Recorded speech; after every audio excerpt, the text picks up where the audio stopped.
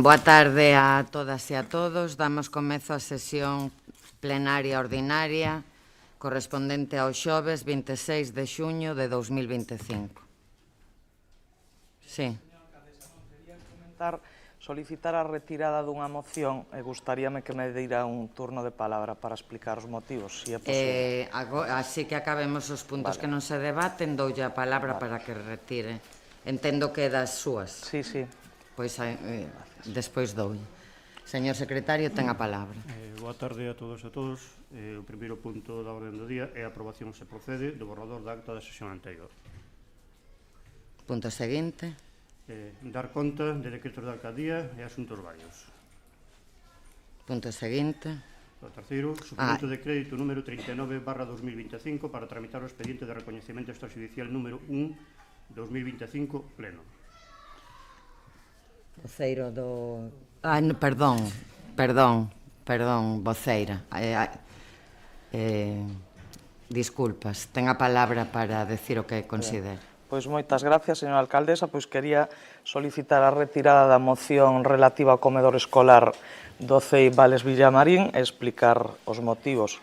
Como saben todos, no anterior pleno aprobouse unha proposta do Goberno na que o Partido Popular votou en contra e nos, froito diso, aproveitamos para falar co Conselleiro de Educación e trasladarlle o noso interese para que, na medida do posible, se procedera a incrementar a axuda que dá a Xunta de Galicia ao Concello para dar o servizo mesmo do comedor escolar.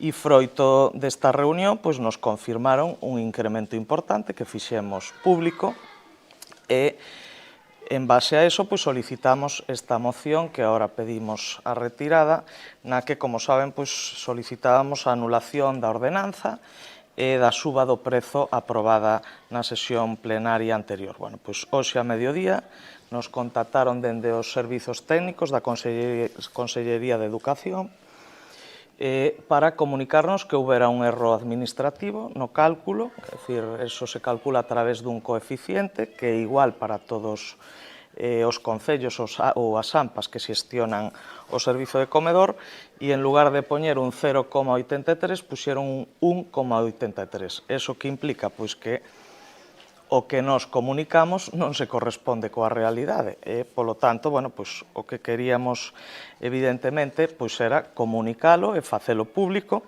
e que mellor momento que hoxe, que ademais, se iba a debater esta moción que xa non ten ningún tipo de sentido que se someta a debate, por eso solicitamos a súa retirada. Este erro se detecta hoxe ao mediodía na intervención da Xunta cando se traslada os expedientes para proceder á súa fiscalización porque o luns iba a ir ao Consello da Xunta para a súa aprobación. É un erro administrativo, evidentemente, nos o comunicamos e o noso deber, evidentemente, eu como voceira deste grupo, igual que comunico unha cousa, teño que comunicar a realidade. Vimos de falar coa AMPA, que xa tiñamos falado con ela para trasladarlle este erro e agora o facemos aquí porque pensamos que debemos de ser responsables, lóxicamente, cando se comunica algo que non é real e que non se vai a corresponder coa realidade do convenio que se vai a asinar co Concello de Betanzos, temos que dicilo na maior brevidade posible. Como dixen, isto non lo comunicaron este mediodía e o único que sí que podo trasladar, porque así mo autorizou o Conselleiro de Educación, é que, para tratar de subsanar este erro, e beneficiar de alguna maneira este servicio de comedor escolar que se van a trasladar os servizos técnicos da Consellería para analizar in situ nas instalacións do comedor do CEI Vales Villamarín a ver que melloras se poden abordar á marxe do citado convenio ao que fixen referencia que se vai a aprobar o luns, que leva unha subida, pero non é tal subida como a que nos anunciamos. Non teño máis nada que decir. Gracias. Non hai problema en quitar a moción do orde do día, evidentemente. esa subida que vostedes anunciaron nos medios de comunicación e que plasmaban nesta moción, a día de hoxe non constaba no Concello, nin esa nin outra. Por tanto, eu non poño en dúbida en ningún momento, e seguro que tiña información de primeira man, pero que sí lamento, e hallo decir despois no debate, é que nos enteremos os veciños e veciñas de Betanzos pola voceira do Partido Popular e non pola Xunta de Galicia, como correspondería entre administracións. En calquera caso, entendo que o debate chegará en algún momento coa cantidade que sexa real, e o que lle podo pedir como alcaldesa, e tamén entendo que como xa se debatiu moitas veces neste salón plenario, e creo que toda a corporación está de acordo, que o comedor necesita principalmente é espazo suficiente para dar cabida a todos os nenos e nenas que fan uso deste servizo esencial. Porque na obra que entendo comezará en breve, vai contemplado que algunhas aulas que estaban próximas ao comedor se adiquen ao comedor, pero aínda así non é suficiente para evitar as dúas quendas. Sería imprescindible para poder dar o servizo nunha única quenda, aumentar moito o tamaño, o espazo adicado a comedor. Pensamos que é posible. Se hai vontade de facelo, que é posible. Así que esa sería a petición máis importante para o comedor, porque o servizo de comedor está garantido, sexa cal sexa, a axuda que chegue dende a Xunta de Galicia. Porque dende que o xestiona o Concello existiu sen axuda ningunha, existiu con pouca axuda como ata este momento, e seguirá existindo, sexa cal sexa, esa axuda. Pero sí, melloraría moito o servizo se se puidera dar nunha única quenda. E iso só é posible dese xeito.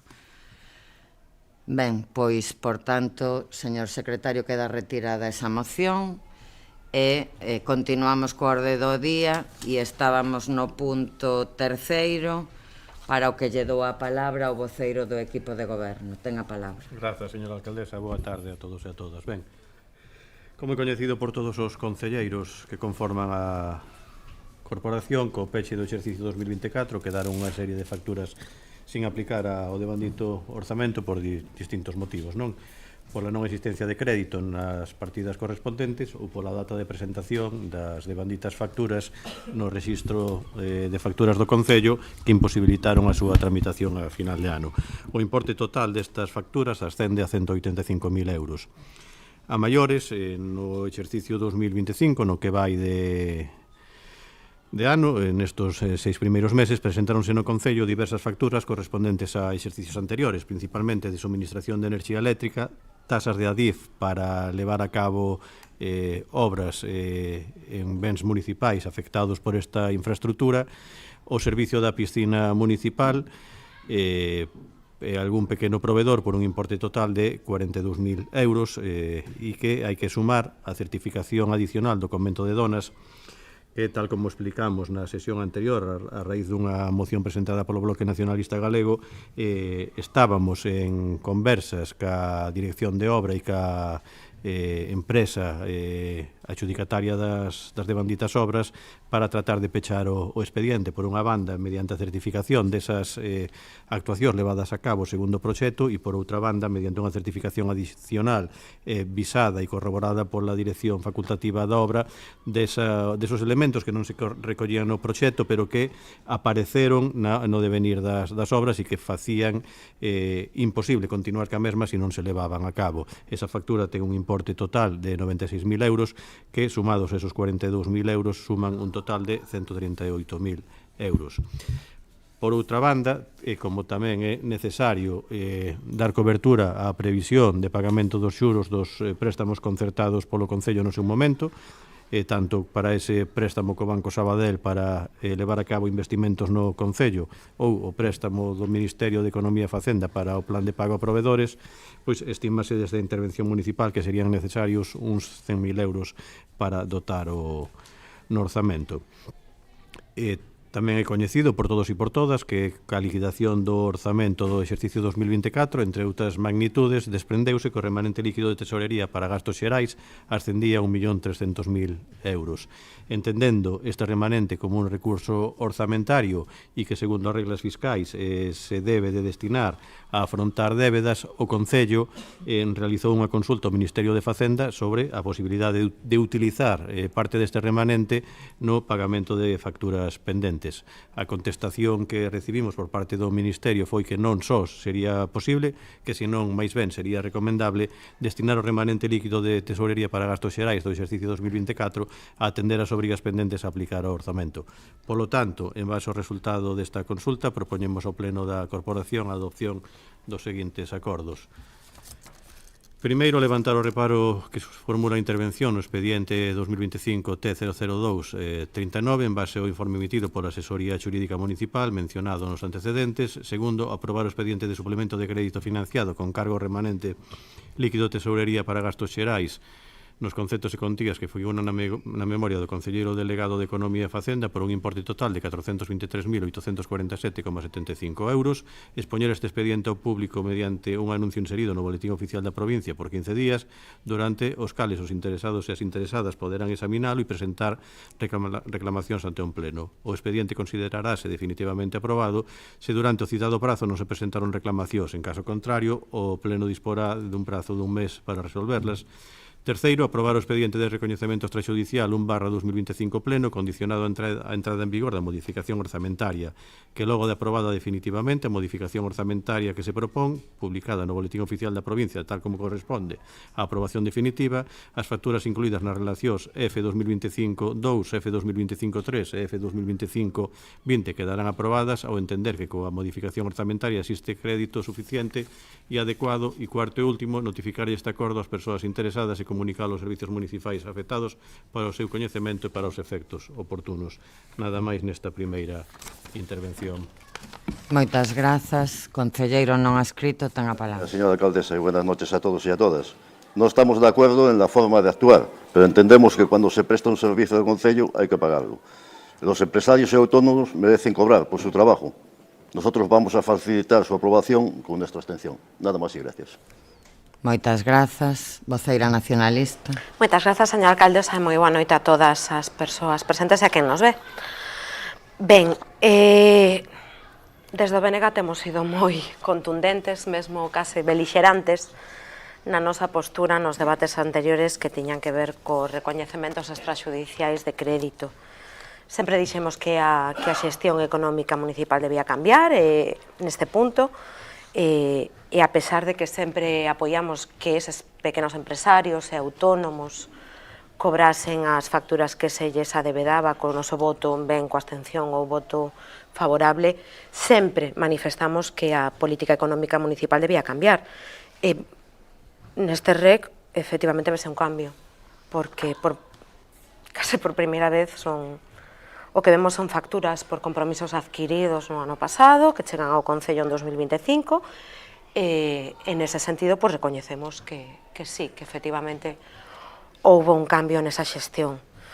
Si é certo que hai algunha factura que chama atención, que a cuestión do convento das donas ten un reparo suspensivo porque non existe un modificativo do proxecto ou porque non hai un expediente que dé a cobertura, mas entendemos que son obras que cumpría facer para dar por rematada esa primeira fase da reconstrucción do convento das donas.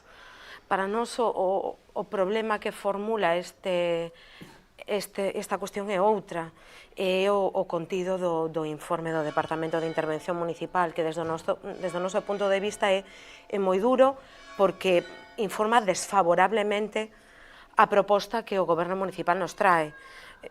Para nós hai dous parágrafos que son contundentes, vou ler literalmente. dísenos, polo tanto, se ven a liquidación do exercicio 2024, aprobado o 17 de marzo de 2025, presentaba un remanente líquido de tesourería positivo por importe de alrededor de 1.300.000 euros, visto o disposto no informe emitido polo Ministerio de Facenda e o novo cálculo do remanente líquido de tesourería, este resultaría negativo e, polo tanto, non se contaría co dito recurso financeiro. E unhas liñas máis abaixo dísenos, de acordo co exposto, infórmase desfavorablemente a tramitación do expediente de modificación presupuestaria o non dispoñer de financiamento axeitado é suficiente, por canto que o remanente de tesourería resultante tras o axuste efectuado segundo o disposto polo Ministerio de Facenda resultaría negativo en 1.230.000 euros. É dicir, o que se nos di é que non temos os cartos cos que contamos para pagar o recoñecemento extraxudicial de crédito. Para nós resulta complexo apoiar unha cuestión que non vemos clara desde o punto de vista legal. Entón, o que pedimos nesta primeira intervención é que se nos aclare. É dicir, que se lle aclare á veciñanza de Betanzos, non a nós, a motivación deste informe desfavorable, por que o Departamento de Intervención informa desfavorablemente este recoñecemento extraxudicial de crédito, e ainda así o Goberno Municipal sigue a optar pola vía do remanente líquido de tesourería e non por modificar o orzamento prorrogado de 2025, e pedimos adiar a votación. Que a votación deste tema quede enriba da mesa, que se estude con máis detalle seguramente do que xa se estudou este tema, e que no seguinte pleno se traia unha proposta que sí conte co informe favorável do Departamento de Intervención. Porque para nós hai dúbidas, e aínda que non, o voto do BNG nunca vai ser un impedimento para que eses autónomos cobren o que se lles adebeda, si queremos clareza na tramitación deste e de calquera outro tema económico. Iso que pedimos, unha explicación pública de por que este informe e por que esta opción para pagar estas facturas que se adebedan. Nada máis e grazas pola atención. Moitas grazas. Voceira popular ten a palabra. Moitas grazas, señora alcaldesa, e boa noite a todos e a todas. Ben, pois, bueno, é certo que houbo cambios, como decía a voceira do BNG, pero, bueno, son cambios que, dende o noso punto de vista, non son suficientes. Volvemos a ver, pois, un informe da intervención municipal, pois, demoledor, é dicir, demoledor, con reparos suspensivos, con un informe desfavorable e, pois, coa mesma insistencia en moitos asuntos no que se refire á tramitación de moitos dos expedientes. É dicir, hai facturas nas que, pois unha vez máis, non existe o correspondente expediente de tramitación, hai servicios que se fan de forma reiterada cos mesmos proveedores sin facer o correspondente contratación pública ou licitación pública, é dicir, volvemos ao mesmo que xa temos debatido en moitas ocasións nesta sesión plenaria. Eu creo que está clara cal é a postura do Partido Popular. Pero tamén, bueno, pois temos que pensar, evidentemente, como toda a corporación, creo que podemos estar de acordo, pois nesos autónomos e nesos empresarios e proveedores que, bueno, pois que, como xa dixemos moitas veces, pois levan anos financiando ao noso concello. Evidentemente, eso é a parte máis importante, porque cando un fai un traballo, evidentemente, pois a todos nos gusta cobralo. Non poden ser menos, pois, os proveedores e os empresarios do Concello de Betanzos. Vaya por diante que, bueno, pois que a proposta que fai o BNG nos parece correcta e nos parece sensata, ademais, é algo, bueno, que temos un montón de información, un montón de documentación, pero é certo que, bueno, que asusta un pouco, non? Ese informe desfavorable dunha forma tan taxante. Eu entendo, e corríxame se me equivoco, que eso se debe a esa débeda que tiñamos cos provedores anteriormente, que ten que facerse un cambio na contabilidade municipal porque pasa de ser unha débeda comercial a unha débeda directa ao Ministerio de Hacienda, que é o que adiantou os cartos a esos provedores e, polo tanto, de aí ven ese desaxuste e ese importe negativo. Penso, que decir, polo que eu entendín ao ler toda a documentación, e que eso, como se vai retraendo mensualmente, esa cantidade de preto de 130.000 euros, se non recordo mal, non quere decir que non dispoñamos de todos esos cartos porque é algo que se fai mensualmente. Corríxame se me equivoco, pero bueno, entendendo e apoiando totalmente o que puxo o BNG en riba da mesa, agardamos a que nos digan o que teñen pensado facer máis nada. Moitas gracias. Grazas, voceiro do Grupo de Goberno, ten a palabra. Ben, vou tratar de explicalo.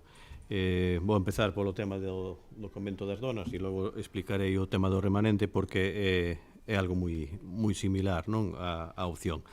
Cando se paralizan as obras do convento de donas pola aparición desos achádegos, propónse a realización dun expediente de modificación do proxecto a custe cero para eliminar partidas no proxecto e cambialas por as actuais. Naquel momento a empresa adxudicataria non acepta, a dirección de obra nos di que para poder continuar hai que facer sí ou sí as obras recollidas e propostas fora do proxecto para poder continuar ca recuperación do mesmo, posto que, entre outros aspectos, afectaban a cota cero do edificación, co achádego da porta de entrada hacia o río Mendo, que variaba totalmente a excavación e os movimentos de terras que había que facer, así como unhas modificacións que houve que facer na reconstrucción do arco que non estaban contemplados en proxecto. Polo tanto,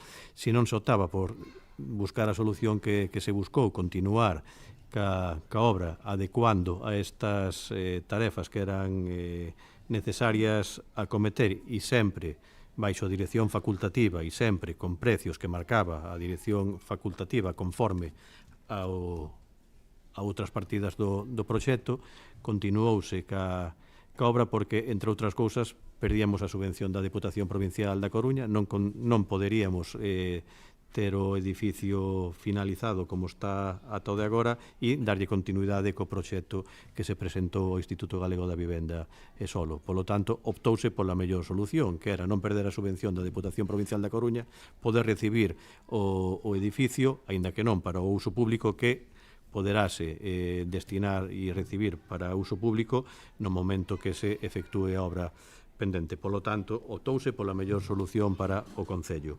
Sobre a proposta de utilizar o remanente líquido de tesourería para gastos xerais para facer fronte ao pagamento destas facturas en vez de facelo con cargo ao orzamento municipal, pois tamén é unha medida e unha proposta que se traia hoxe moi pensada, pero pensada única e exclusivamente nas arcas municipais e na nosa veciñanza. Debido a non aprobar ese plan de axuste, houbo que adecuar o orzamento municipal, como ben decía a voceira do Partido Popular, a prórroga actual, e facer uns axustes duns 380.000 euros, non? No orzamento municipal. 380.000 euros que temos a menores para gastar e que houve que facer en base á tutela do Ministerio de Economía e Facenda. Ben é certo que o orzamento prorrogado, o gasto corrente iba bastante elevado na súa aprobación inicial porque xa se contemplaban tamén economías para un recoñecemento extrajudicial que se levou a cabo no exercicio 2024.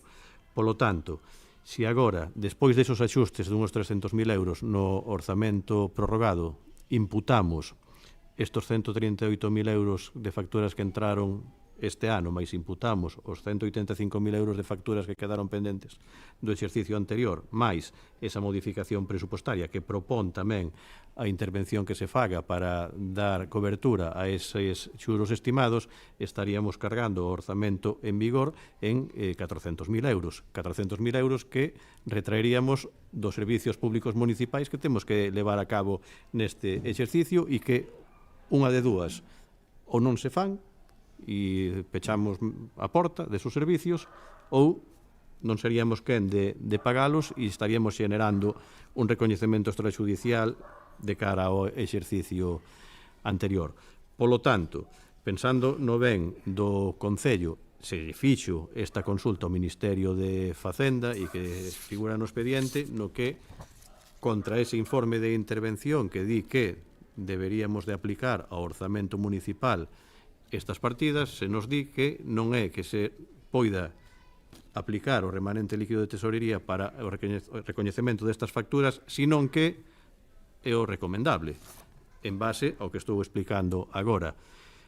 O remanente líquido de tesorería, explicándolo moi ao bruto, é o que debe o Concello contra o que lle deben ao Concello e os cartos que ten o Concello no banco. Por eso sale unha contía positiva e por un importe de 1.300.000. Quere decir que o Concello de Betanzos, entre o que ten no banco e o que lle debedan, ten unhos aforros de 1.300.000 euros sobre o que o Concello debe. Cal é o motivo do informe da intervención que di que teríamos uns números negativos? Si temos en conta esos 2.600.000 euros que temos que devolver, que a 31 de decembro deste ano xa será 1.300.000 euros menos, e a 31 de decembro do ano 2026 será cero. Polo tanto, que pode pasar?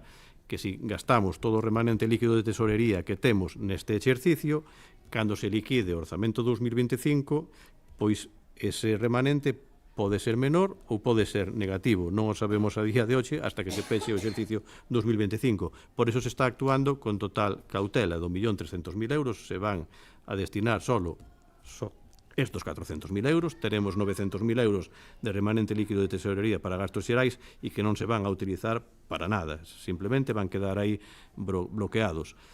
Para explicalo de outra maneira, se un veciño ou unha veciña ten na súa conta bancaria 100.000 euros e debe 50.000, é absurdo que lle vaya a pedir ao banco 50.000 euros e que pague máis intereses.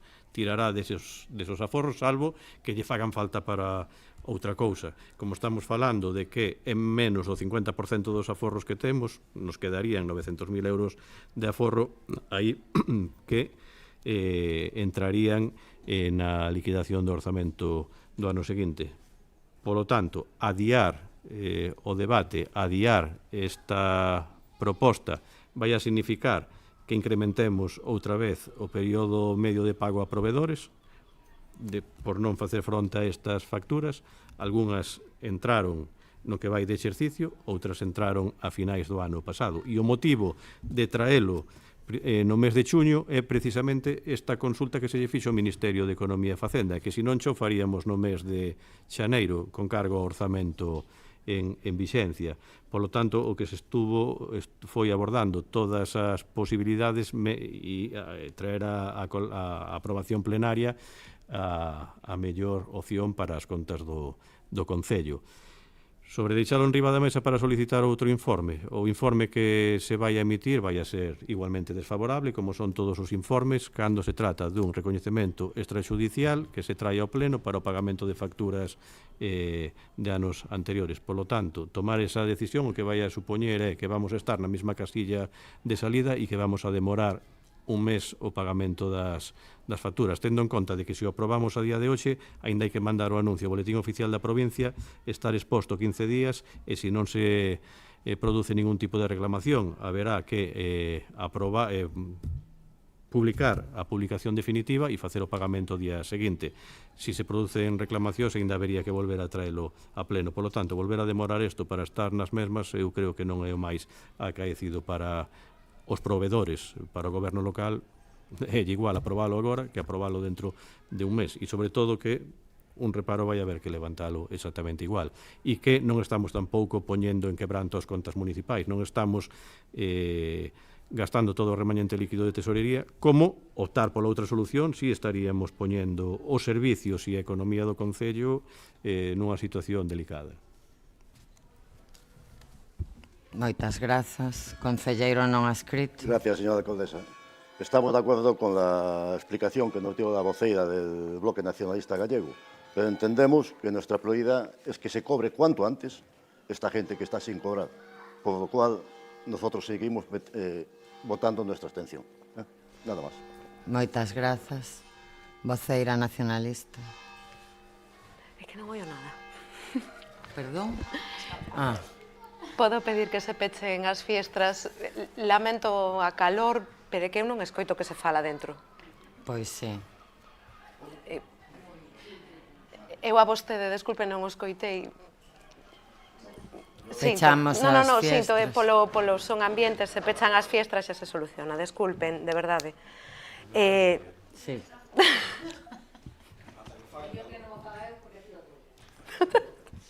Ben, voceira nacionalista ten a palabra. Grazas, señora alcaldesa. E grazas pola atención.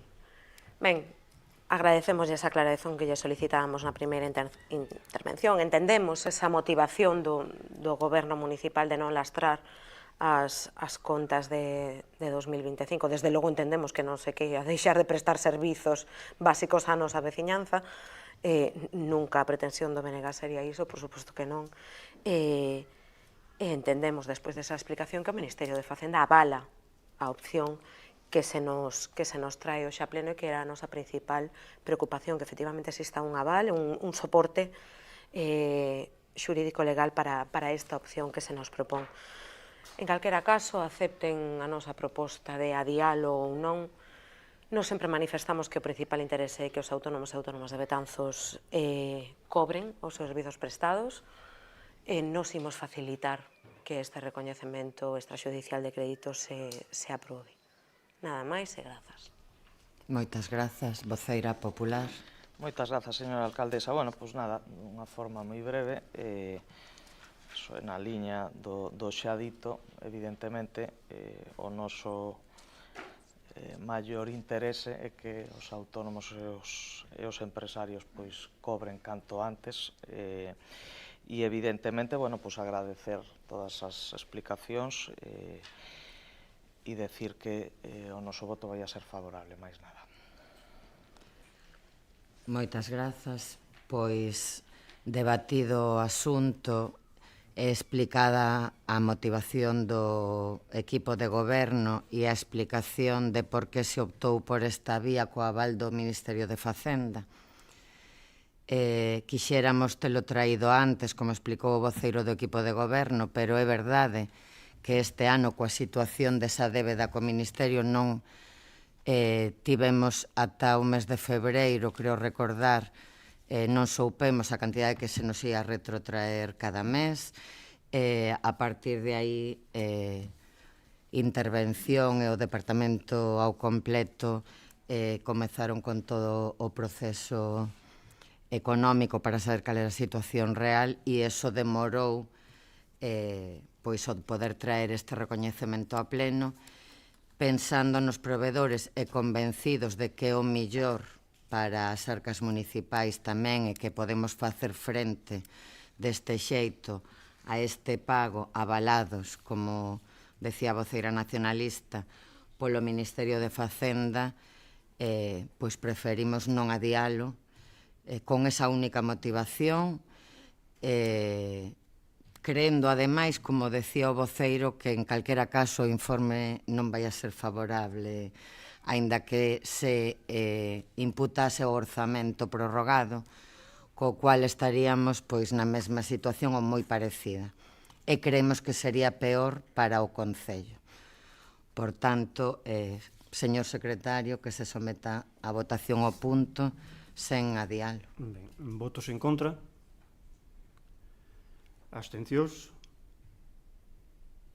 En votos a favor?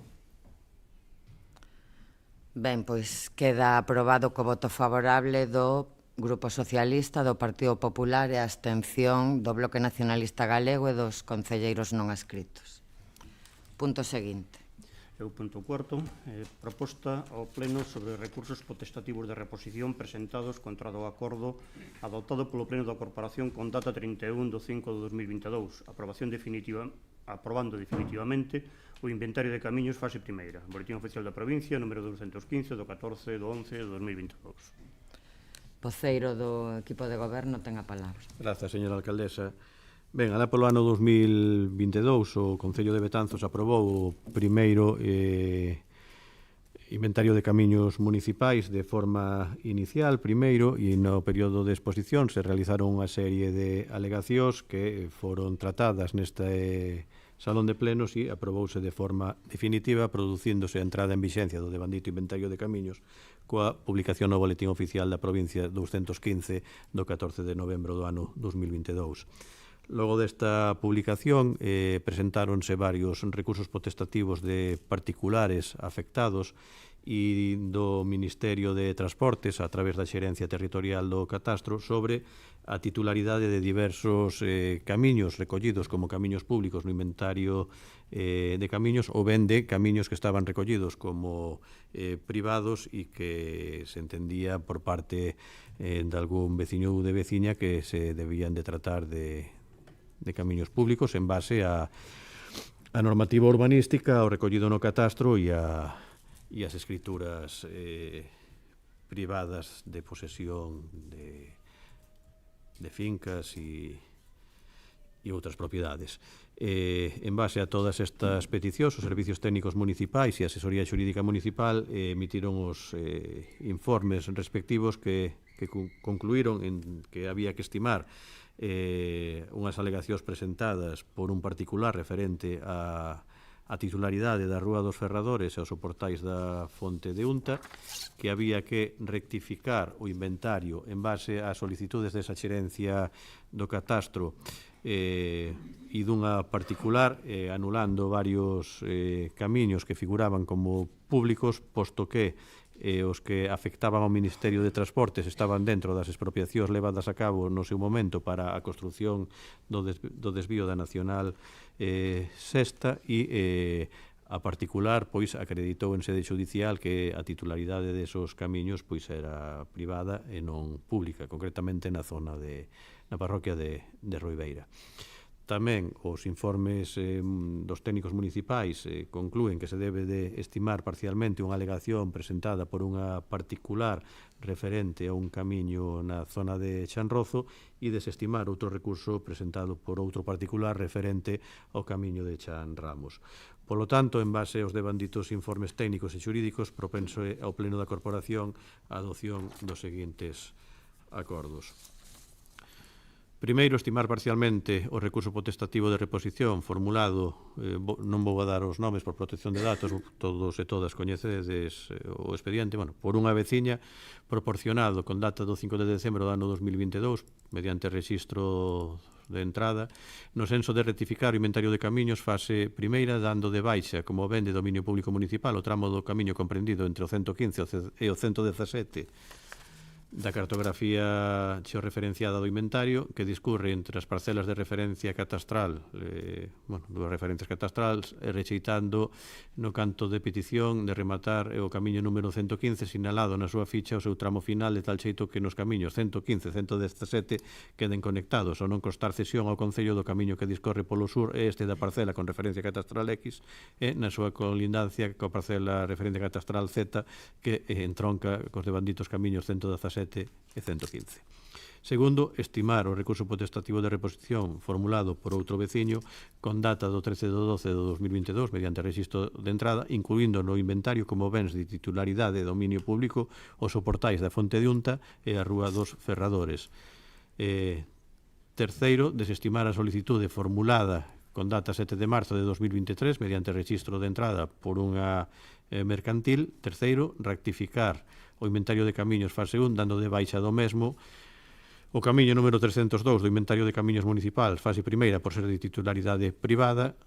B, o tramo de camiño comprendido entre o 510 e o nodo 1257 da cartografía xeorreferenciada do inventario e o nodo 385, así como os camiños números 507 e 508 por seren de titularidade estatal.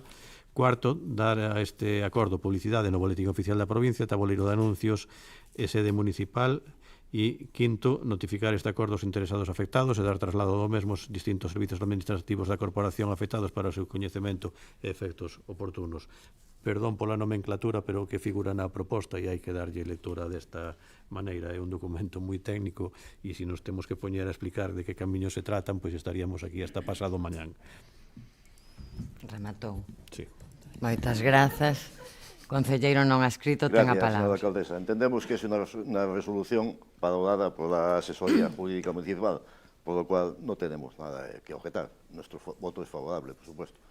Moitas grazas. Voceira nacionalista. Grazas. Boa noite a todas. Pois o mismo, entendemos que o informe técnico é o que debe de mandar, porque eles son os que saben e os que teñen ferramentas para desestimar ou non este tipo de reclamacións, colo cal o noso voto vai ser a abstención. Nada máis, grazas. Moitas grazas. Voceira popular. Grazas, señora alcaldesa. Ben, pois na mesma liña que o resto dos compañeiros, están enriba da mesa todos os informes técnicos pertinentes e necesarios e, polo tanto, nos non temos nada que dicir nin que aportar e, polo tanto, o noso voto vai a ser abstención. Mais nada, gracias. Moitas grazas. Voceiro do Grupo de Goberno. Nada máis que engadir, agradecer aos veciños que presentaron as devanditas alegacións e, sobre todo, os servicios técnicos municipais polo arduo traballo que levou consigo esta resolución dos recursos potestativos. Algo que engadir? Ben, pois, señor secretario, que se someta a votación. Votos en contra. Abstencións. Votos a favor. Ben, pois este punto queda aprobado co voto favorable do Grupo Socialista e dos concelleiros non adscritos e a abstención do Bloque Nacionalista Galego e do Partido Popular. Punto seguinte. É o punto quinto. Contratación do Servicio de Axuda no Fogar, SAF 2025-2027. Voceiro do Grupo de Goberno ten a palabra. Grazas, señora alcaldesa. Ben, o Servicio de Axuda no Fogar se ven a prestar no noso concello dende o ano 1987.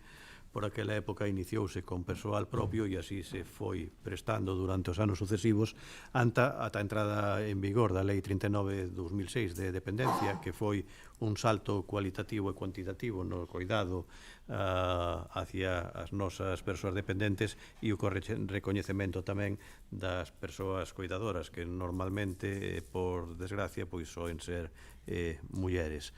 A partir desa data, concretamente no ano 2009, o SAF no Concello de Betanzos préstase a través de empresa externa, posto que ese pequeno servicio que se iniciaba ali polo ano 1987, ca nova entrada en vigor desta lei de dependencia e principalmente tamén pola benvida e maior supervivencia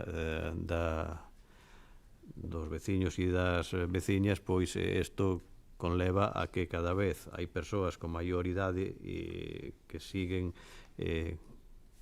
afortunadamente con vida e que tamén é certo que son máis as necesidades de cuidados no fogar que requiren. Polo tanto, debido a todo isto, naquel momento decidiuse levar a cabo este servicio a través dunha empresa privada, tal e como avalan os servicios técnicos municipais dos servicios sociais. Na actualidade, o contrato prorrogouse un ano, concretamente no pleno de maio do ano 2024, polo que é necesario licitar un novo contrato, posto que xa estamos agora fora desa prórroga dende 1 de xuño. Para elo, elaborouse un estudio económico que elaborado polas técnicas municipais que desprende que o custo estimado da hora do servicio ascende a 24,04 euros máis impostos. É curioso quedarnos con este dato porque o primeiro contrato que eu recordo que se licitou levando eu a área de Economía e Facenda no Concello, pois estaba en 13 euros, co cual en pouquísimos anos subiu 10 euros a hora e seguimos tendo os mesmos ingresos que por aquel entón. Isto é destacable porque debido ás afortunadas subas salariais e ao custo dos servicios, pois este importe disparouse dunha maneira brutal. E realizouse un estudio económico á conciencia para tamén tratar de evitar experiencias anteriores onde o prezo había ido bastante axustado e nos acordamos de toda a problemática existente por aquel momento. Entón, o que se decidiu é, despois daquela experiencia, e xa se levou a cabo neste anterior contrato, a parte do estudio económico pensado e repensado e dentro de precios de mercado, tamén foi blindar esos pregos administrativos dende o ámbito laboral dentro das competencias que podemos ter os concellos, non? Entón, todo iso trasladouse na confección de tanto do estudio económico do servicio como dos propios pregos. Ben, en base a estos 24,4 euros máis impostos que sae do precio do estudio económico e das horas que estamos a emprestar no concello, que son 54.625 horas anuais, pois se desprende un precio de licitación por ano de 1.367.443,28 euros. O contrato tería unha duración de 2 anos, prorrogables a outros 2, polo que o importe total do contrato ascendería aos 5.469.778,12 euros. En resumo, estamos ante o servicio máis importante que está a prestar o Concello, que supón un gasto anual de en torno ao 10% do presuposto total do Concello, que atende a numerosas persoas que se encontran en situación de dependencia, polo que temos que planificar este recurso da forma máis eficaz e coa maior calidade posible. Tamén quero trasladar, para que a veciñanza tamén sexa coñecedora deste servicio, que se teña en conta que se vai a prestar un servicio que vai a atender a unhas 162 persoas ao ano, o 111 en situación de dependencia e unhas 51 en libre concurrencia, a través de 47 auxiliares de atención directa e con 3 coordinadoras do servicio, a maiores das técnicas municipais que teñen que velar e así o fan polo bo funcionamento do servicio. Prestaríanse, como acabo de decir, 54.625 horas con un custo de 1.367.443,28 euros, dos cales, e isto tamén é importantísimo, 128.271 euros serían achegados polas persoas usuarias, 629.873,64 euros os achegarían o Estado e a Xunta de Galicia, uns 365.000 euros o Estado e uns 270.000 euros a Xunta, e o Concello, a pesar de non ter ningún tipo de competencia financiadora neste servicio, terá que achegar directamente dos seus recursos municipais, dos nosos orzamentos, a inxente cantidade de 609.297,80 euros anuais. É dicir, estábamos pagando a 13 euros a hora, ora pasamos a pagar a 24 euros. Os ingresos son os mismos, os gastos multiplícanse de forma exponencial. Ben, o procedimento de licitación que hoxe se somete a aprobación plenaria ten a previsión de estar en vixencia o contrato, se todo vai conforme o calendario establecido, pois non se podería iniciar no mes de outubro do ano 2025. Por todo o exposto, propoñemos ao Pleno da Corporación a adopción dos seguintes acordos. Primeiro, aprobar o expediente de contratación para a contratación do Servicio de Axuda no Fogar, denominado SAF, para a anualidade 2025-2027, convocando a súa licitación. Aprobar o gasto correspondente en caso de conformidade do informe de fiscalización que se emita pola intervención municipal. Terceiro, aprobar o prego de cláusulas administrativas particulares de prescricións técnicas que rexerán o contrato. Cuarto, publicar o anuncio de licitación no perfil do contratante co contido contemplado no anexo terceiro da Lei 9/2027 do 8 de novembro de contratos do sector público. Quinto, publicar no perfil do contratante toda a documentación integrante do expediente de contratación, en particular o prego de cláusulas administrativas particulares e o de prescricións técnicas, así como os membros da mesa de contratación, e publicar a súa composición no perfil do contratante. A documentación necesaria para a presentación das ofertas ten que estar disponible o mesmo día da publicación do anuncio de licitación. Sexto, delegar na Xunta de Goberno Local, previo ditame da Comisión Informativa correspondente á adxudicación do contrato e eventuais recursos, así como facultar a alcaldía para a asignatura de todos os documentos necesarios para elo. Sétimo, dar traslado da presente resolución aos distintos servicios administrativos da corporación. Nada máis nesta primeira intervención. Moitas grazas. Concelleiro non adscrito, ten a palabra. Gracias, señora alcaldesa. Ben, o servicio de axuda no fogar é esencial para que tanto as persoas maiores como dependentes do noso concello reciban a atención, o cuidado e o acompañamento que merecen, e para que tamén, quizáis o máis importante, poidan continuar nas súas casas coa calidade de vida e a dignidade que lles corresponde. A contratación deste servizo entendemos que non é só un trámite administrativo, senón que é un investimento en benestar, sobre todo porque vai a beneficiar a quen máis o necesita. E por isto que imos a votar favorablemente, desexando que Betanzos siga contando con un SAF nas mellores condicións posibles. Moitas gracias. Moitas grazas. Voceira nacionalista. Bueno, este tema é un tema habitual neste pleno, nas últimas convocatorias dos últimos plenos.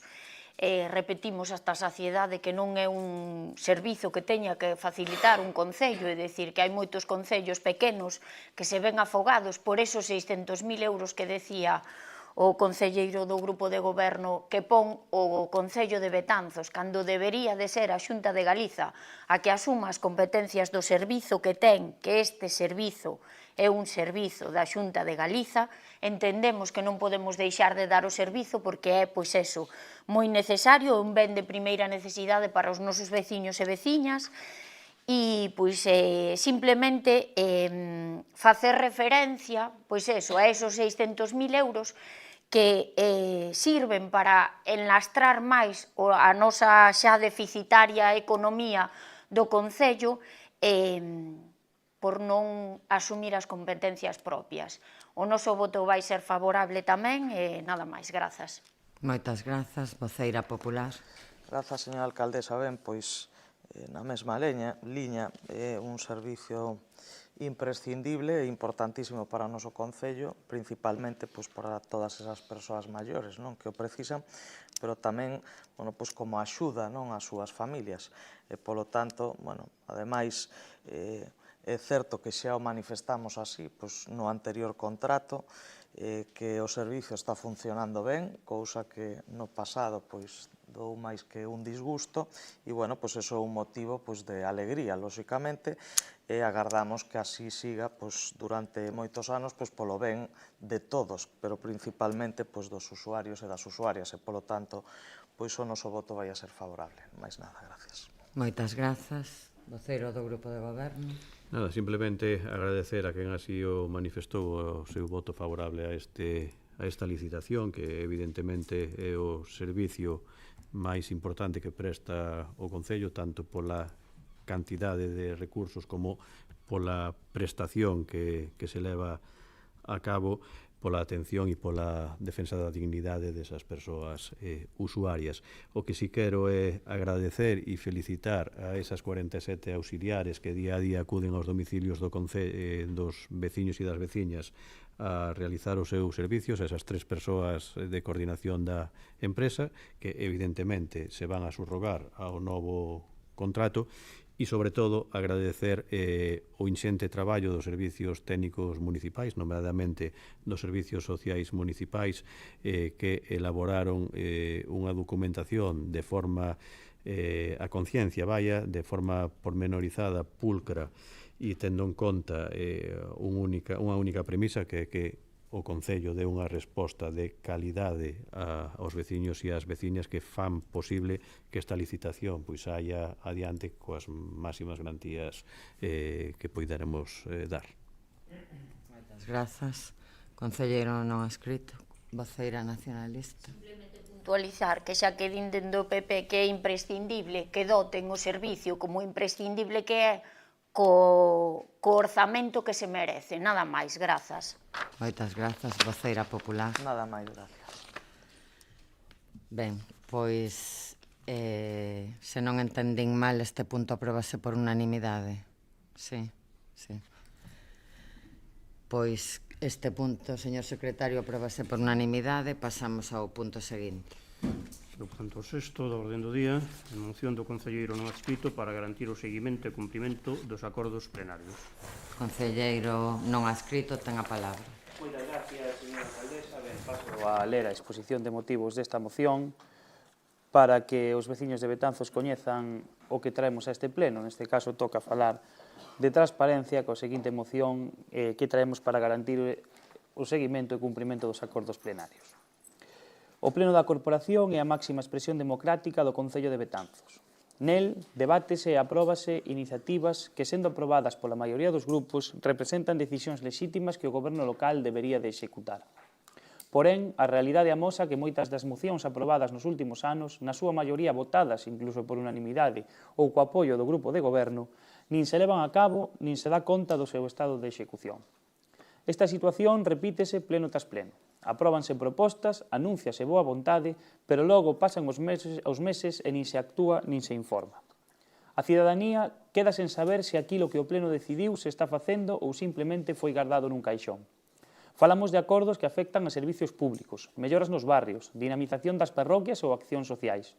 Non cumprir estas decisións non só é unha cuestión de xestión, é unha falta de respeto institucional. A oposición ten o deber de controlar o goberno, pero tamén o goberno debería de respectar os acordos que saen aprobados pola maioría do pleno, sexa quen os propoña.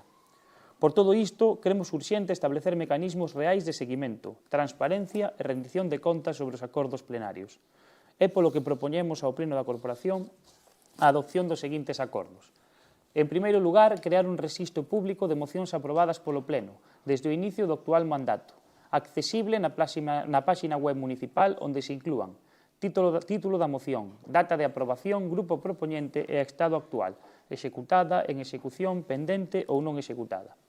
Segundo, presentar 2 veces ao ano, en xuño e decembro, un informe de seguimento dos acordos plenarios, detallando o grao de cumprimento de cada moción aprobada.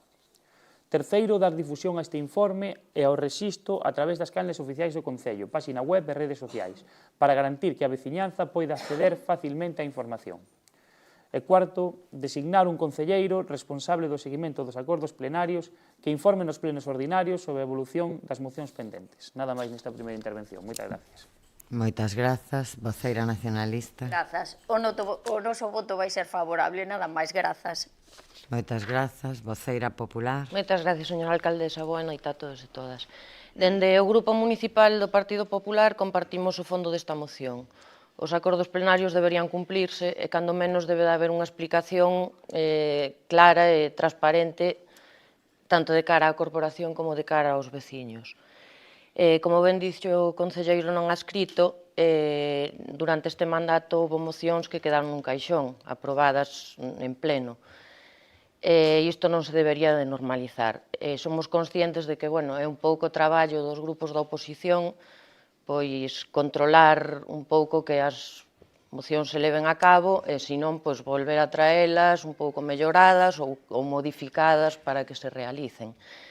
Daquela, bueno, estamos de acordo, o noso voto vai ser favorable. Moitas grazas. Voceiro socialista ten a palabra. Grazas, señora alcaldesa. Ben, moi brevemente agradecer o espírito positivo co que se plantexa esta moción, non sendo outro que outorgar maior transparencia ante os nosos veciños e veciñas e facerlles chegar a información que aquí se debate dun xeito accesible. Ao longo do mandato se debateron moitas mocións, se mo permiten farei 2 grandes grupos para os cales se lle dan un outorgamento ou outro. Por unha banda debateronse mocións que acordaban instar a outros organismos, outras administracións a actuar sobre un asunto en concreto, por exemplo, a moción sobre Altri, sobre o rescate da P9, sobre a falta de persoal docente, sobre apoio ao pobo palestino, etc., sendo mocións no que o grupo de goberno pode estar máis limitado a actuar, mais a Secretaría Municipal, chegado o caso, pode informar sobre as diferentes instancias a outros organismos e administracións, e por outra banda están as mocións que tratan temas puramente municipais, nos que si é o grupo de goberno principal a xente implicado. Por exemplo, melloras no campo de fútbol do Corregal, no polideportivo municipal, mocións relativas a casco histórico, a limpeza, a moción sobre dinamización de centros sociais, e moitas outras mocións que aquí se debateron e saíron aprobadas, ademais, coa unanimidade dos grupos que representamos a corporación. Seguramente sexan estas últimas as máis importantes de cara á veciñanza, sendo os que poden solucionar os seus problemas ou mellorar a súa calidade de vida. É necesario mencionar o carácter non vinculante das mocións, mas non por iso podemos nin debemos deixar atrás os debates orixinados nas sesións plenarias. Por lo tanto, estamos a favor de todos os acordos que se plantexan na moción, co único objetivo de facela efectiva a partir do mes de decembro, onde se poderá dar conta xa do estado das mocións aprobadas e se comezará a traballar xa en todos os puntos plantexados. Nada máis nesta primeira intervención. Moitas grazas. Concelleiro non adscrito. Gracias, señora alcaldesa. Bueno, agradecer o voto favorable de todos os grupos, sobre todo a brevidade da voceira do BNG, gañamos en saúde. Bueno, agardar que a aprobación desta moción veña con un cumprimento non só desta proposta, sino de todas as que quedaron pendentes, xa non só neste mandato, sino tamén nos anteriores. Moitas gracias. Moitas grazas, voceira nacionalista. Vou contestar, grazas, boa noite. Moitas grazas, voceira popular. Moitas gracias, nada máis, que esperamos que non sexa unha moción que quede guardada e que se saque adiante. Nada máis, moitas gracias. Moitas grazas, voceiro socialista. Bueno, dicir tamén que existe un debate anual sobre o estado do municipio onde a alcaldesa xa explicou aquí moi pormenorizadamente sobre as actuacións deste equipo de goberno, posiblemente cumprindo e dando cabida a moitos dos acordos das mocións presentadas. E dicir tamén que na páxina web do Concello de Betanzos están recollidos no apartado de Administración, Plenos Municipais, todas as convocatorias dos plenos ordinarios e extraordinarios, así como as actas das mesmas, onde se recollen as motivacións de cada moción e o resultado da votación de cada unha delas. Nada máis nesta segunda intervención. Moitas grazas. Entendo que este tema queda aprobado por unanimidade. Só un comentario. Agora, empezar dende o principio do mandato é un traballo arduo, despois, cando este ao día, será moito máis sinxelo. Estou segura de que se vai a sorprender, concelleiro non adscrito, do resultado do estado de execución de todos eses acordos plenarios. Eu sí quero decir que gañamos todos e todas en saúde cando se fala con respeto nesta sala e fora dela. Entendo como unha brincadeira, non como unha falta de respeto, pero, bueno, prefiro que sexa así sempre. Preferímolo todos e todas. Estou segura que todos e todas. Punto seguinte, señor secretario. O punto sétimo, moción do BNG sobre a programación das futuras edicións da Feira Franca Medieval de Betanzos. Voceira nacionalista, ten a palabra. Moitas grazas, señora alcaldesa. Pido desculpas porque un texto longo, pero teño o ibuprofeno no bolso, por se o necesita para a súa saúde. Ben. Betanzos encara a celebración da 26ª edición da Feira Franca Medieval, unha festa que naceu para reivindicar e poñer en valor a historia da cidade e que, co debir dos anos, amosa unha preocupante falta de frescura e de ideas, repetindo o mesmo programa, con moi leves variacións ano tras ano. A evolución da festa de recreación histórica foi levando a ser un mercado medieval máis dos que inzan o verán galego, máis afastándose da implicación veciñal das primeiras edicións e perdendo, pouco a pouco, presencia de oficios tradicionais, da historia local. En lugar de tirar proveito do amplo pouso etnográfico cultural que unha cidade co legado castrexo, portuario e labrego que Betanzos ten, tírase do tópico na súa programación. No BNG consideramos que a programación da Feira Franca Medieval ten que servir para poñer en valor o papel que Betanzos xogou no Reino de Galiza na Idade Media, divulgando de xeito lúdico a historia e persoeiros da época. Só apostando polo propio poderemos diferenciar a Feira Franca do resto de feiróns medievais que hai por todo o país. Unha fidelidade histórica, coas licenzas precisas, que recorde que mesmo a propia Feira Franca foi concedida polo papel de Betanzos na Revolución Irmandiña, que lembre o poder que tiñan os gremios e, por tanto, as persoas do común da cidade fronte aos señores feudais de outros lugares, e mesmo o amplo abano de persoeiros nados no territorio da cidade de Betanzos, como o alcalde Xoán Branco, Afonso de Lazós, María Valteira, Pero Amigo de Sevilla, Pero de Ambroa. Hai suficientes episodios históricos, visitas rexias, poxas polo sal, invasións normandas, para facer xirar cada ano edición sobre un persoeiro ou un suceso, obrigando prácticamente o ano seguinte a regresar para descubrir outro totalmente diferente.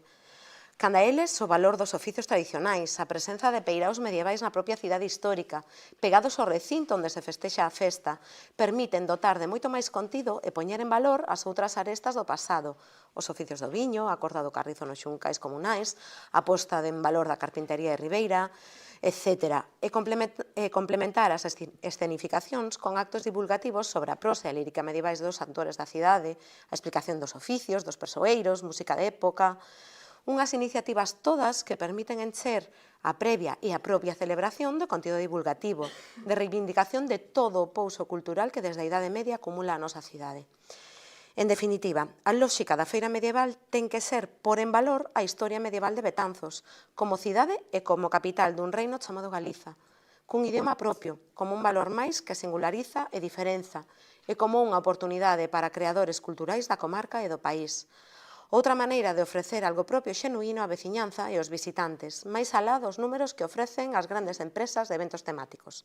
Entendemos, ademais, que o número de visitas ou o censo de actores voluntarios das escenas non son un indicativo de participación, que a participación festiva é outra cousa, e aprezamos un preocupante divorcio de boa parte da veciñanza coa Feira Franca.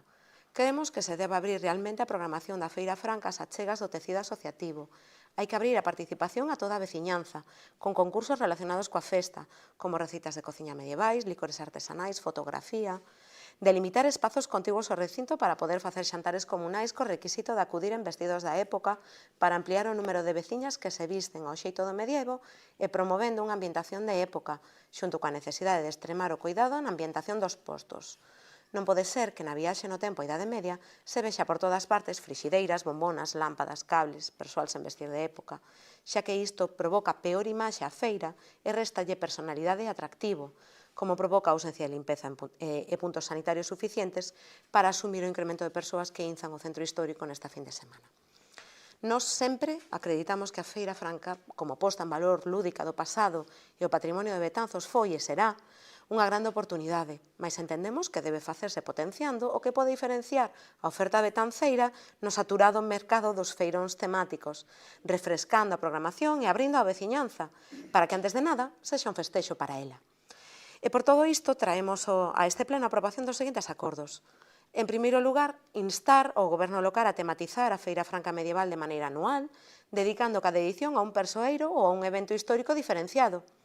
En segundo lugar, instar ao Goberno local a abrir un proceso participativo coa corporación e coas diversas asociacións para redefinir a programación da Feira Franca Medieval para nos diferenciar dos demais mercados medievais que proliferan polo país.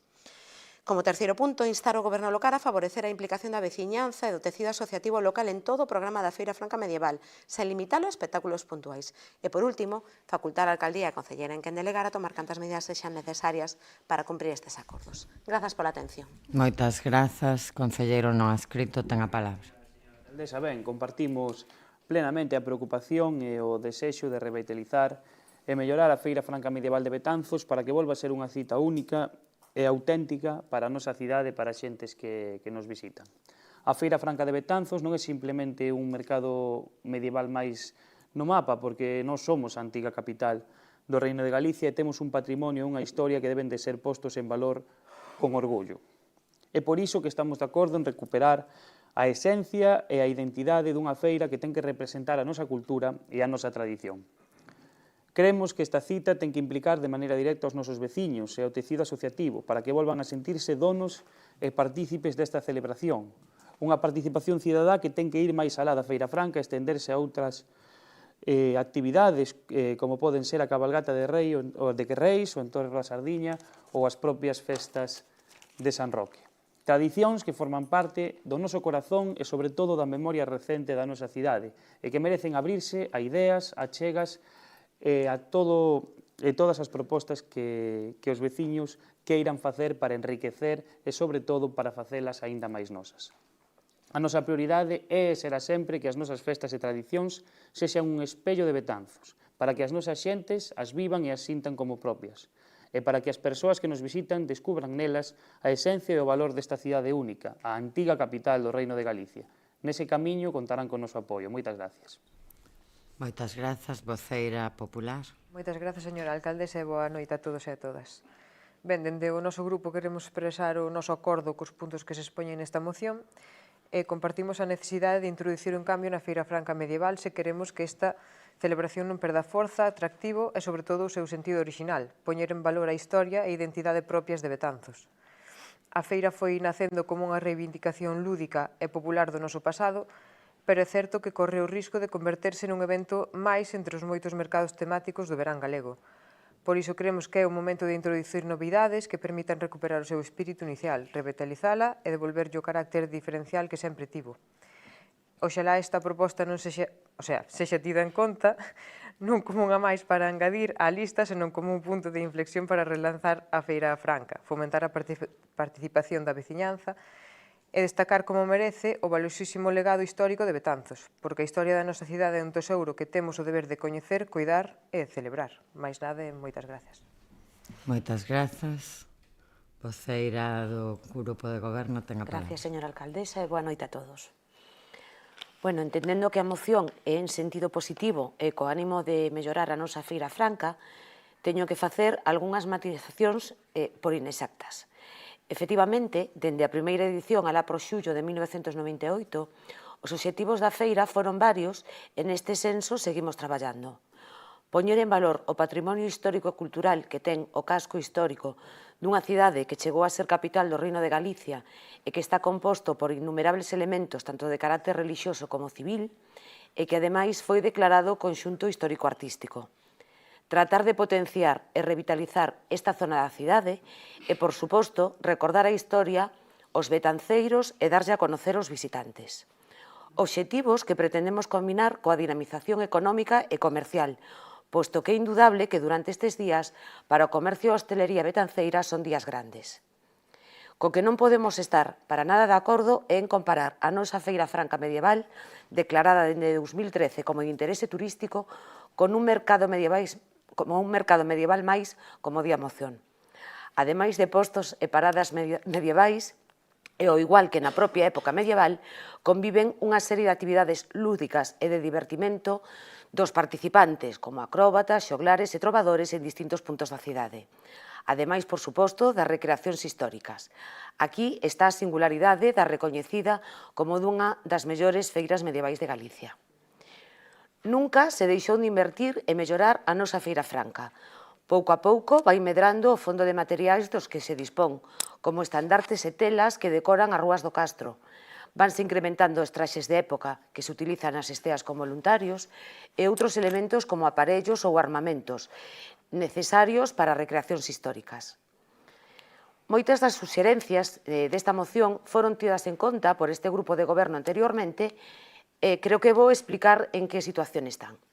Sobre as recreacións históricas que se representan e a posibilidade de introducir outras novas, este grupo contratou con historiadores para ver a posibilidade de teatralizar novas esceas que reflexen a realidade da época en Betanzos. No caso da documentación brigantina hai unha dificultade, é que en Betanzos as fontes escritas non é que sean escasas, se non nos comentan, senón que son prácticamente inexistentes. De calquer xeito, a programación está viva e mellorando. A pasada edición, e precisamente gracias a un grupo de betanceiros, representouse por primeira vez a obra Calendario Agrícola Medieval, única no mundo, posto que se conseguiu traducir un manuscrito recuperado en Italia e representala na Igrexa de Santa María, que conta coa representación do calendario nos capiteis da Igrexa. Actuaron as danzas gremais, etc. No tocante á participación veciñal e asociativa, parécenos que tampouco é exactamente como se expresa na moción. Mais, dende logo, creemos que podemos mellorar. E máis, temos un Consello da Cultura e, cando se convoque novamente, incluiremos na orde do día un punto sobre este tema. Achégase propostas para mellorar a Feira Franca medieval. De todas maneiras, no momento en que calquera asociación ou cidadán queira facer unha aportación é ben recibida. Concretamente, o meu mail é público, está na página web, e se alguén o quere facer deste posto, encantadas de recibir as propostas. Fálase tamén da posibilidade de limitar espacios para xantares comunais. É outra idea que se valorou. Neste caso, foron os medios de seguridade os que desaconsellaron esta idea, así como de abrir máis rúas despois de facelo o ano pasado coa Rúa Travesa. A seguridade é unha prioridade. Un comité de forzas de seguridade visitou o casco e son eles os que nos din e aconsellan en que rúas, en cales non, se poden facer actividades. O galla nunca pase, pero en caso de haber algún problema, hai determinadas rúas que polas súas características non poden estar ocupadas. Volvendo aos acordos que se propoñen, votaremos a favor, posto que nos comprometemos a que toda aportación que se poida facer e que sexa factible de poñer en práctica será tida en conta. Eso sí, lamentablemente, tendo en conta o orzamento de que se dispón para este evento. É unha pena, pero na feira medieval, ou igual que noutras actividades, ás veces as ideas sobrepasan as posibilidades económicas dispoñibles. Nada máis que engadir. Moitas grazas, voceira nacionalista. Alcaldesa, vexamos, quixera en primeiro lugar poñer en valor a positividade da proposta. En ningún momento desde o BNG queremos trasladar a idea de que a Feira Franca Medieval está a ser un fracaso, non está a funcionar, porque non é así. Seguramente calquera hostaleiro de Betanzos o que lle digamos que a Feira Medieval non funciona nos diga que perdemos a cabeza, porque para eles obviamente é un éxito. Claro, é un éxito porque teñen milleiros de clientes. Mas nós tamén consideramos que non nos debemos obsesionar con esa cuestión, é dicir, todos os anos o titular de prensa, uns días despois da Feira Franca Medieval, que nos visitaron non sei cantos mil persoas de fora. Esa non debe ser a nosa obsesión. Para nós, o éxito deste evento debería ser outro, e quizáis debería ter máis a ver con que os betanceiros e as betanceiras, que nós mesmos nos sentísemos máis identificados, máis implicados con esa festa, que é realmente o que queríamos transmitir con esa moción, que é o que nos pensamos que de alguna maneira se está perdendo, que se está gañando en público foráneo, máis que os betanceiros e as betanceiras de alguna maneira nos sentimos máis afastados dunha festa que naceu para nós. Creemos que necesitamos un cambio de modelo, por así dicilo, que necesitamos unha renovación, que necesitamos, non sei, un aire fresco, se podemos falar de aire fresco na Idade Media, é dicir, máis antigo que ese aire non hai outro. E non é complicado. Pode ser que carezamos de moitas fontes de información medievais fidedignas, mas tampouco temos que facer reconstruccións completamente exactas. É unha feira, unha festa medieval, non é un congreso de historiadores. É dicir, se algo ten o noso concello, é historia. Temos persoeiros, temos feitos, temos fazañas para contar e para reivindicar de sobra, para dedicarlle unha feira medieval cada ano a un deles durante moitísimos anos sen repetir ningunha edición. E como sempre, dentro desa nosa obsesión de pedir implicación da veciñanza, pedimos iso, participación, que os veciños e as veciñas, que as asociacións fagan as súas propostas, que se lles pidan, porque di vostede, dio ben, o meu mail está aí a disposición de todo o mundo, quen queira pode facer propostas, vale, fagamos o camiño inverso, vayamos nós tamén a esas asociacións, pidámosles as súas propostas para a Feira Medieval, os grupos musicais, a grupos teatrais da nosa contorna, para entre todos crear algo novidoso, algo diferente, e algo que nos faga, pois, ao mellor non repetir, o de sempre. Outra vez, o mesmo día, a mesma hora, a mesma representación, aínda que nos guste. Ás veces, facer algo máis pequeno, pero máis noso, fainos sentir máis orgullosos. E quizáis debamos darnos a oportunidade de intentalo, e de ser singulares, de apostar por esa singularidade que vostede mesma dicía na súa intervención. Grazas polo voto positivo de todos os grupos que manifestaron. En calquera caso, entendemos que todos comprenderon a positividade da nosa proposta e agardemos que entre todos podamos conseguir efectivamente ese novo aire para a Feira Franca Medieval. Nada máis, grazas. Moitas grazas, concelleiro non adscrito. Gracias, señora alcaldesa. Ben, sorpréndeme un apunte da intervención da voceira do Bloque Nacionalista Galego que di que os betanceiros pois como que se van sentindo un pouco afastados da Feira Franca. Pois é un tema interesante porque eu non o percibo no meu entorno, que igual é un pouco pois de xente máis xoven. De feito, a modo de curiosidade, hai xente xoven que incluso di que a Feira Franca lle gusta incluso máis que o San Roque, non? Pero, bueno, eso é algo que tamén se pode analizar. Caer na comparación entre a Feira Franca de Betanzos e outras feiras medievais entendo que é inevitable, porque ao fin e ao cabo a temática é prácticamente a mesma. Que fai diferente a de Betanzos? Pois sí, evidentemente, ese entorno que non o ten ninguén en Galicia. Nesta moción hai propostas que son moi boas. Se nos abrimos a participación cidadá, seguro que aparecen moitas máis. Creo que hai marxe de mellora e nada, reiterar o noso voto favorable. Moitas gracias. Moitas grazas, voceira popular.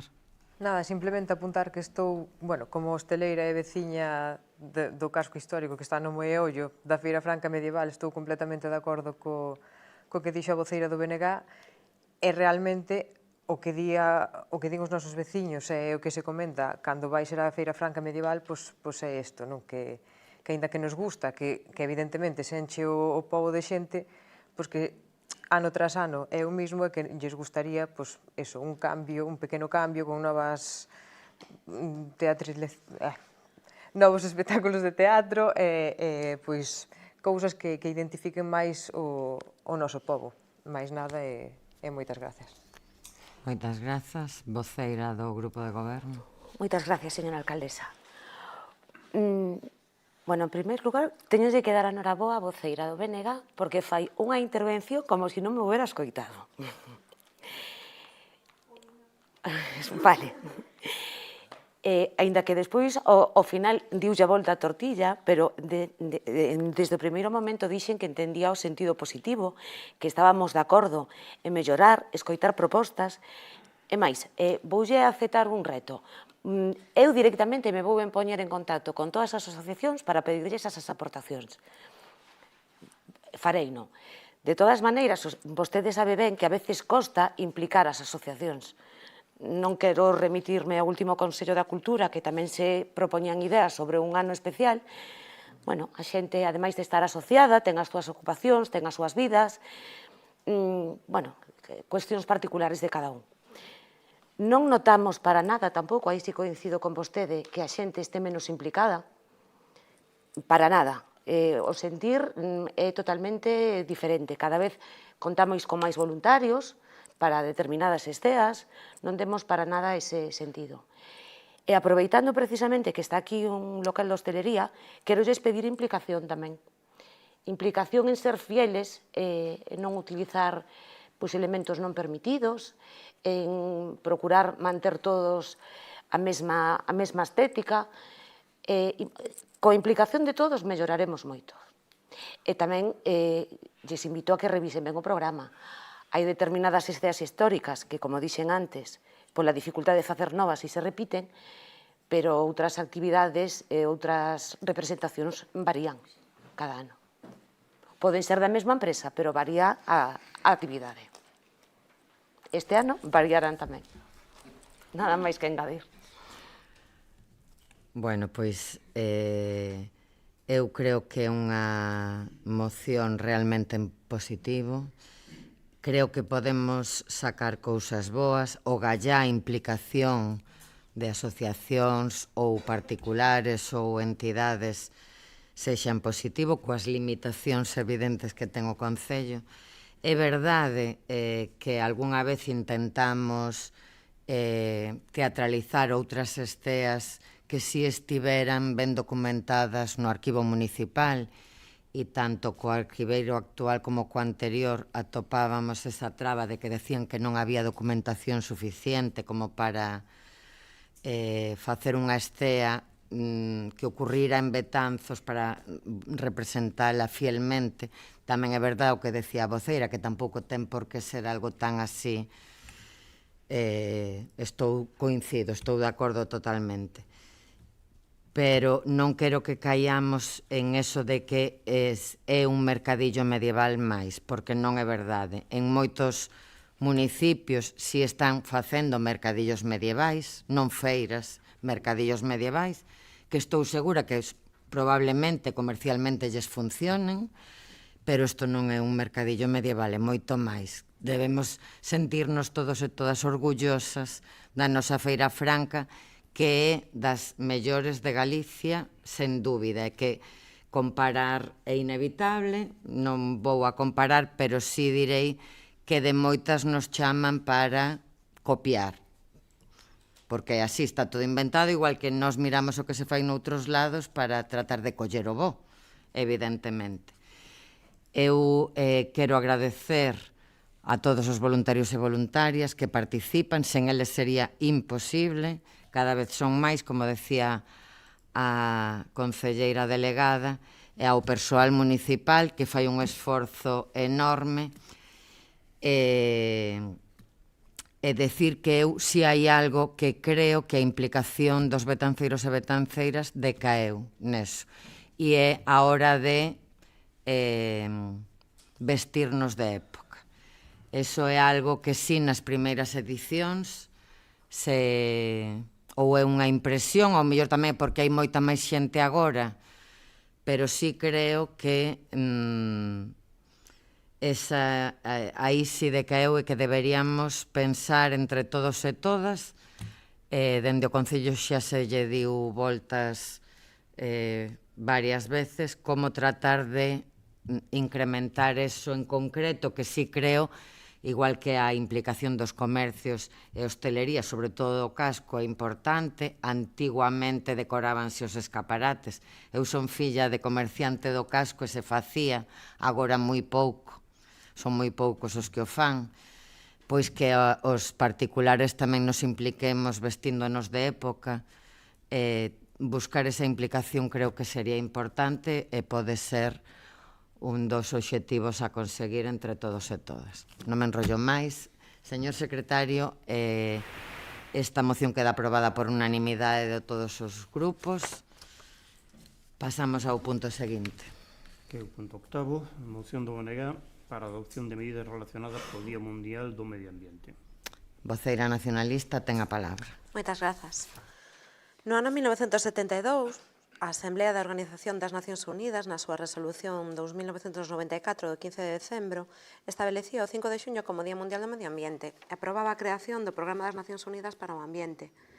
Coa instauración deste día, a ONU pretendía sensibilizar a opinión mundial en relación a temas ambientais, intensificando a atención e a acción política e co obxectivo principal de darlle un contexto humano, motivando as persoas para que se transformen en axentes activos do desenvolvemento sustentável e equitativo, promover o papel fundamental das comunidades no cambio de actitude cara a temas ambientais e fomentar a cooperación, pois esta garantirá que todas as nacións e persoas gocen dun futuro máis próspero e seguro. En relación a isto, o noso Concello ocupa un territorio incluído dentro da Rede Natura 2000 na Reserva de Biosfera das Mariñas e Terras do Mandeo. A pesar diso, a nosa ría leva anos esperando polas actuacións que permitan o seu saneamento integral. As verteduras, tanto na ría como nos ríos, estánse a producir continuamente, sen ningunha consecuencia, e polo de agora non se coñece ningunha medida por parte do Estado, que é a Administración encargada de favorecer a regeneración, para solucionar o problema nun futuro próximo. Na mesma liña, a veciñanza informa continuamente da perda de masa arbórea do noso núcleo urbano, en que son frecuentes as cortas de árbores en rúas e xardíns, aparentemente sans, en que nunca se repoñen nin se replantan, creando unha paisaxe cada vez máis dominada polo formigón, que resulta climáticamente máis problemática para as persoas e paisaxísticamente menos agradável, e onde as árbores e a vegetación en macetas semellan ocupar o espazo que deberían ocupar os parques e os xardíns. Son cuestións como estas, unidas á conciencia generalizada de que temos un concello cada vez menos verde, as que nos levan a traer novamente a debate e a aprobación unha proposta que busca un Betanzos máis sustentável desde o punto de vista medioambiental. E por todo isto solicitamos a aprobación dos seguintes acordos. En primeiro lugar, instar o Concello de Betanzos e todas as institucións implicadas a constituir a Mesa da Ría, como xa foi aprobado en sesións plenarias anteriores, con colectivos e cos diferentes grupos políticos, así como a marcar un cronograma de actuacións para conseguir a rexeneración completa da Ría de Betanzos.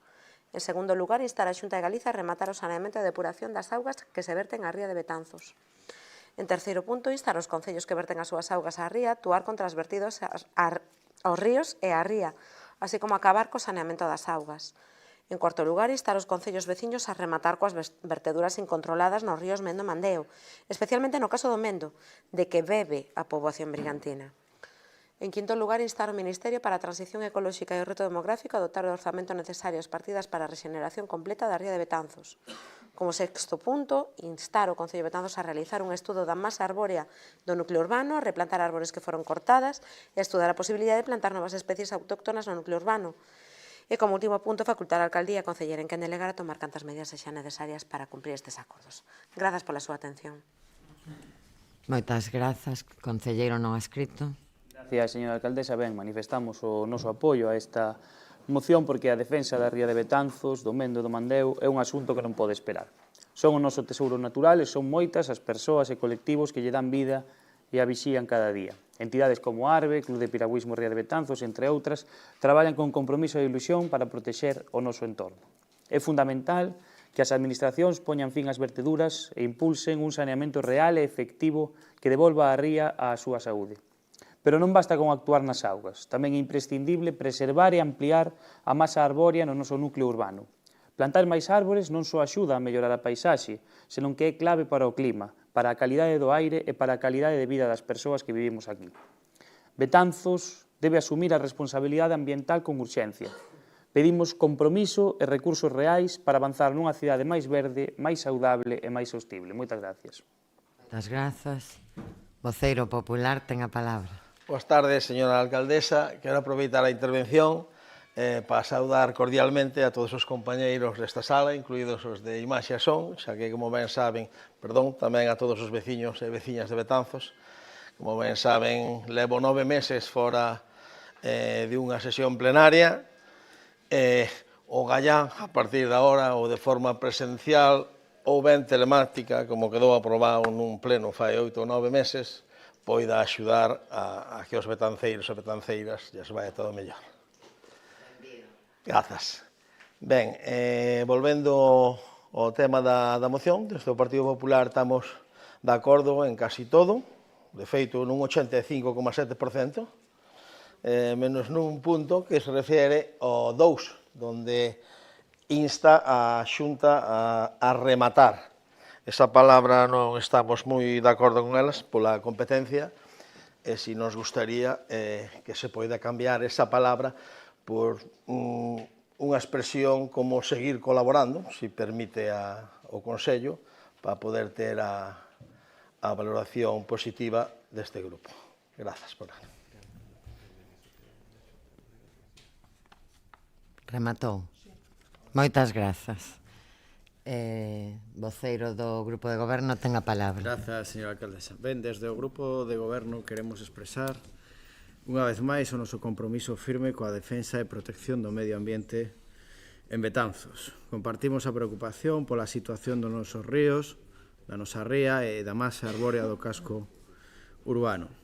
Sabemos que son cuestións que preocupan a veciñanza e por iso tamén son unha prioridade para este goberno municipal.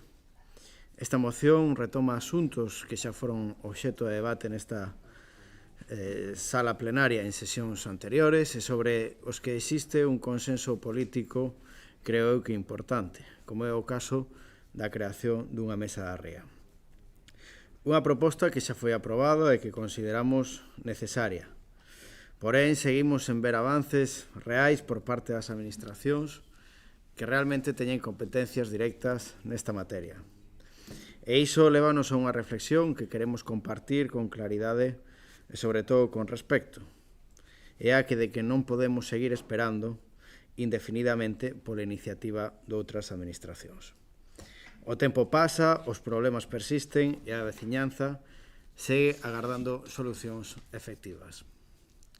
Por iso, con toda a responsabilidade institucional que nos corresponde, este Concello está disposto a asumir a iniciativa e dar o paso de liderar a constitución da Mesa da Ría. Eso sí, se non o fan outras administracións.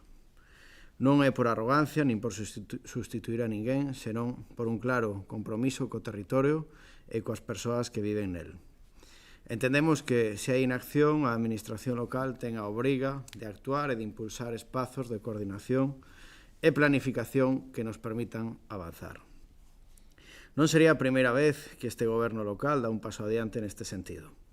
Xa o fixemos, por exemplo, coa decisión de incorporar un sistema de desinfección por ozono na nova etapa, unha actuación que fora retirada do proxecto inicial da Xunta de Galicia e que este Concello decidiu asumir, tanto no plano técnico como no plano económico, por entender que era imprescindible para garantir a calidade das nosas augas.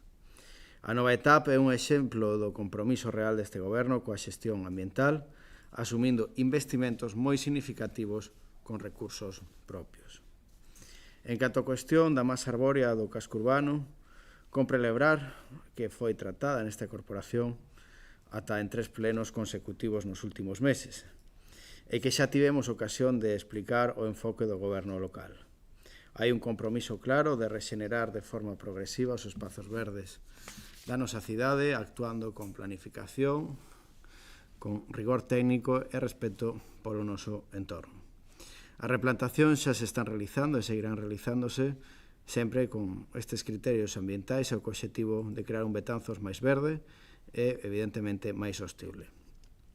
Somos plenamente conscientes de que a rexeneración da ría de Betanzos e dos ríos Mendo e Mandeo require a implicación de outras administracións, como a Xunta de Galicia ou a do Goberno do Estado.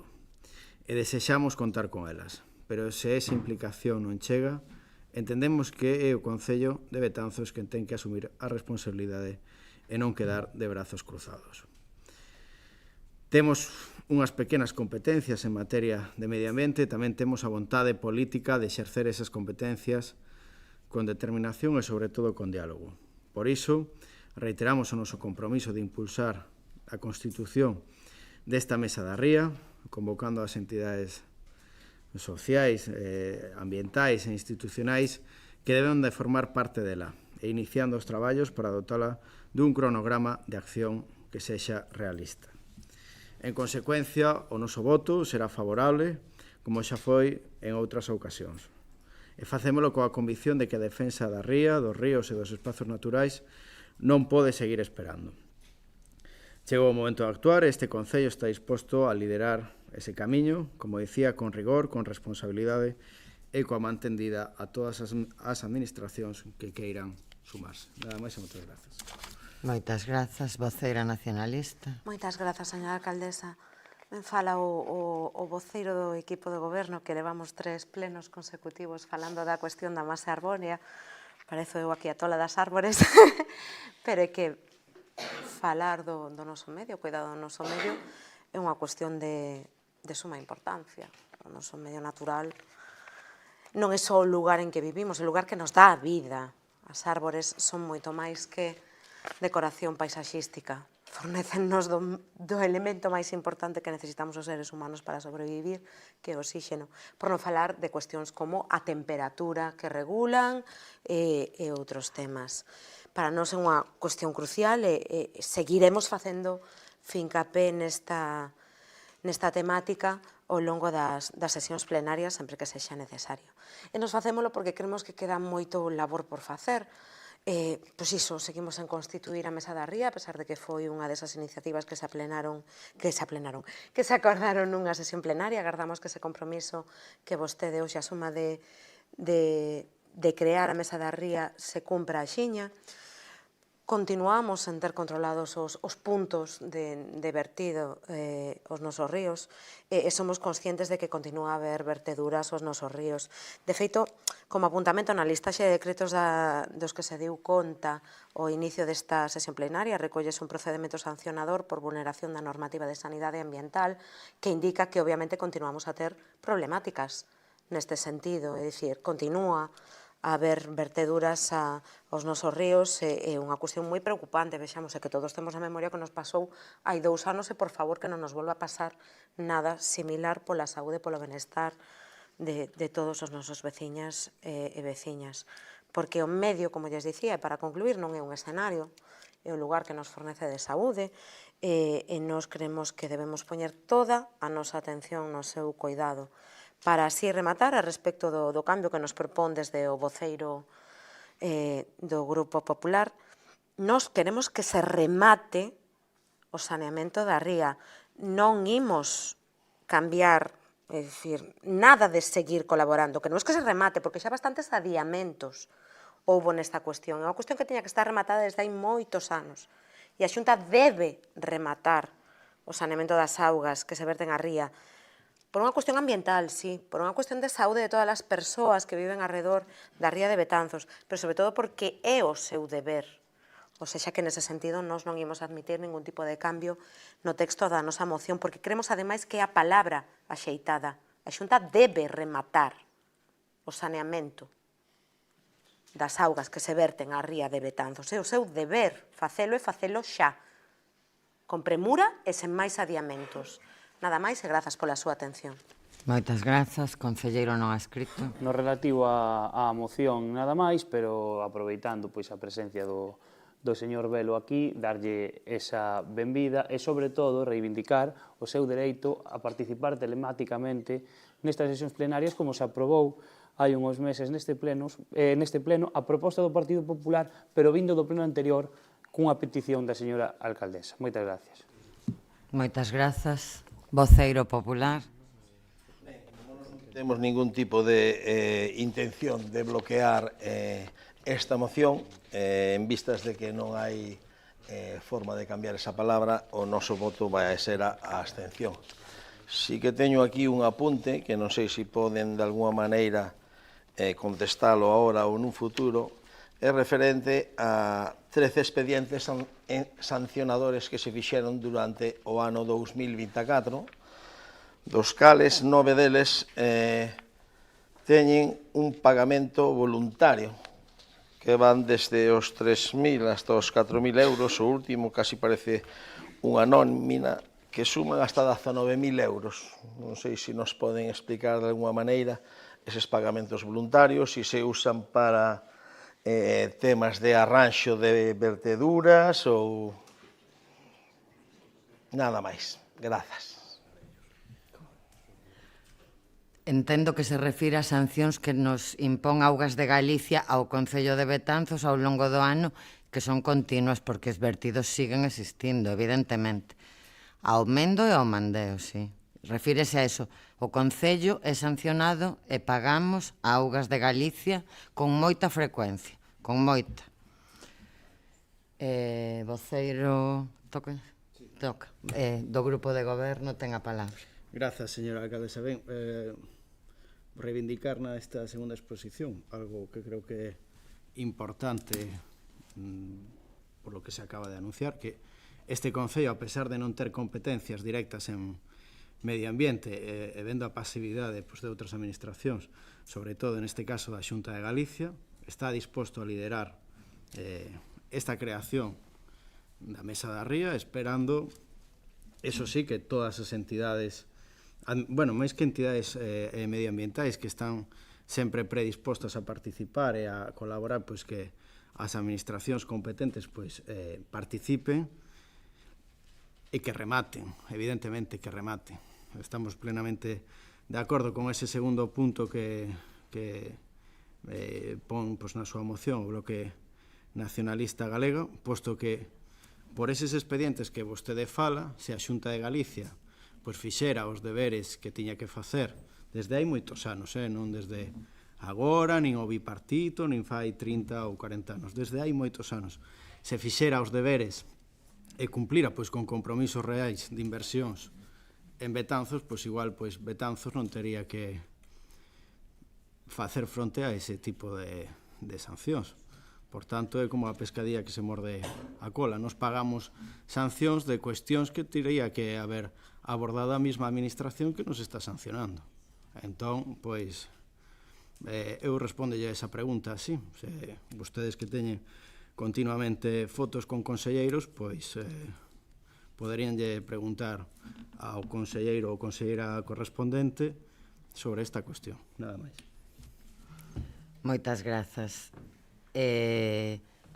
Voceiro do Partido Popular, eu fagolle outra pregunta que me pode contestar neste pleno ou no seguinte se o considera, e é cales son as competencias da Xunta de Galicia en depuración de augas ou en infraestructuras en alta de saneamento e depuración, porque que se nos guiamos polo que din os concelleiros e concelleiras do Partido Popular de Betanzos pleno tras pleno, case que a Xunta de Galicia queda exenta de competencias.